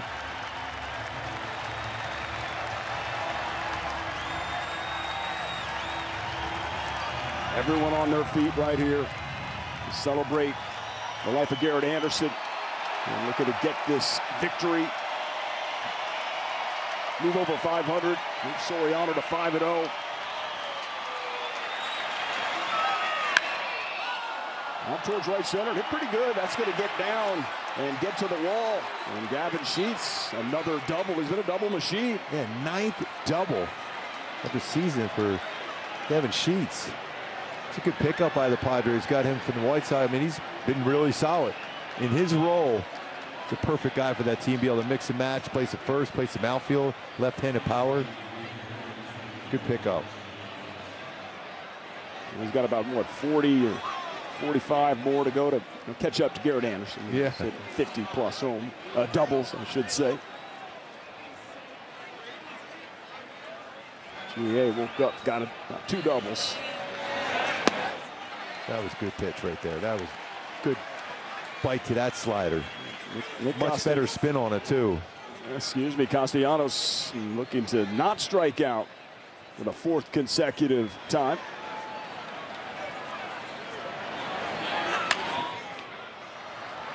He falls behind 0-2.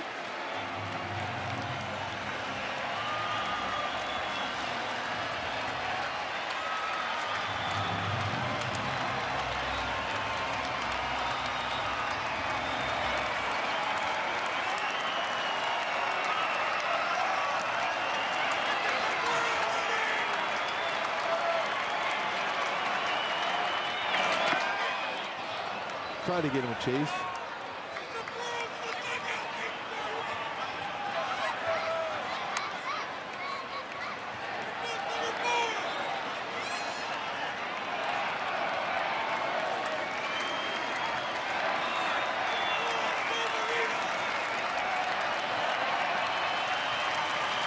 Halos looking to take game one of this three-game set.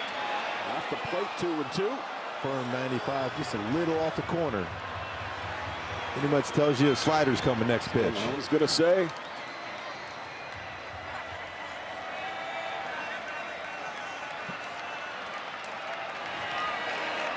Two to Castellanos. A swing and a miss. He strikes out for the fourth time, honoring Garrett Anderson. Angels with an 8-0 victory over the Padres. Well, what an all-around great game for just to sit back and remember how great of a player GA was. All the left-handed batters tonight doing their thing.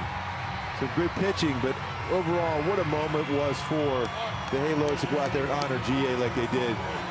Loved his Angels. World Series champ as an Angel.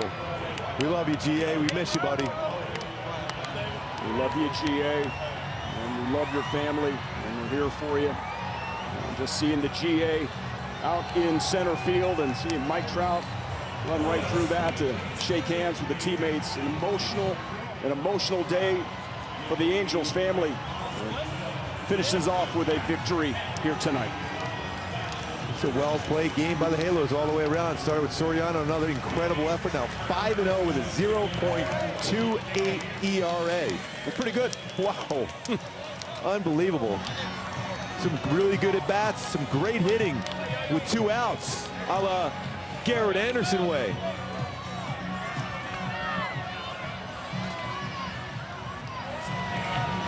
We're waiting on an interview with Erica Weston. Celebrate a real strong night for the Angels, moving over 500, 11-10. Let's stay there now. Yes. Just keep working, keep playing hard, keep doing the little things. All right, let's go down to the player of the game. It is Nolan Shonowell with Erica Weston. Nolan, 3 hits tonight, including a big one in the fourth. What allowed you to find that success at the plate tonight? Yeah, just slowing things down, taking it one pitch at a time. Had a pretty bad week last week, but came back, good attitude, took it one step at a time, and had my teammates back, so that was awesome. It's baseball. I mean, the teammates, you mentioned it. Offense was great tonight. Soriano was great tonight. You guys are putting it all together. How much fun is this group having right now? Oh my gosh. Coming to the field every day with these guys is awesome. Soriano being lights out like he is. Us putting up 15-something hits. I mean, it's crazy. Offense, defense, pitching, everything's working out, and hopefully we keep doing it. And the way it's looking, we're looking good. Oh, and this was a tough day for Angels fans with the passing of Garrett Anderson. How special was it, meaningful was it for you guys to put on a game like this on a night where we celebrate GA? Yeah, it's been a pretty emotional day for us. Being able to see him in years past, and I know he's looking down on us today with a big smile, and it's a tragedy. It's really taken a toll on us today. We got to the field, and the vibes weren't the best. It was emotional, but we know he's up there looking down, and he's pretty happy with the win today. You did right by GA. Nice job. Thank you. Yes, thank you. All right, guys. Oh, thank you so much. Wow, emotional. Yes, right there. I love what he said right there. He knows the feeling and the emotion it was for him. And to do this for GA, special. Love you. I'm glad I got to be here alongside you on this night. Thanks, buddy. Great job. Thanks. Great job by you. A shutout for the Angels, their 4th of the season. And we honor Garrett Anderson on just a really hard day, but special in the end.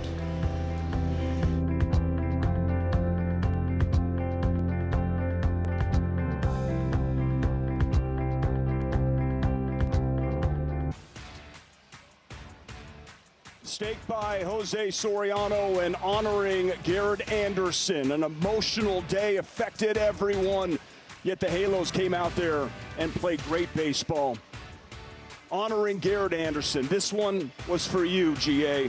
We'll always miss you. Our Angels Live postgame with Erica Weston and Tim Salmon is next.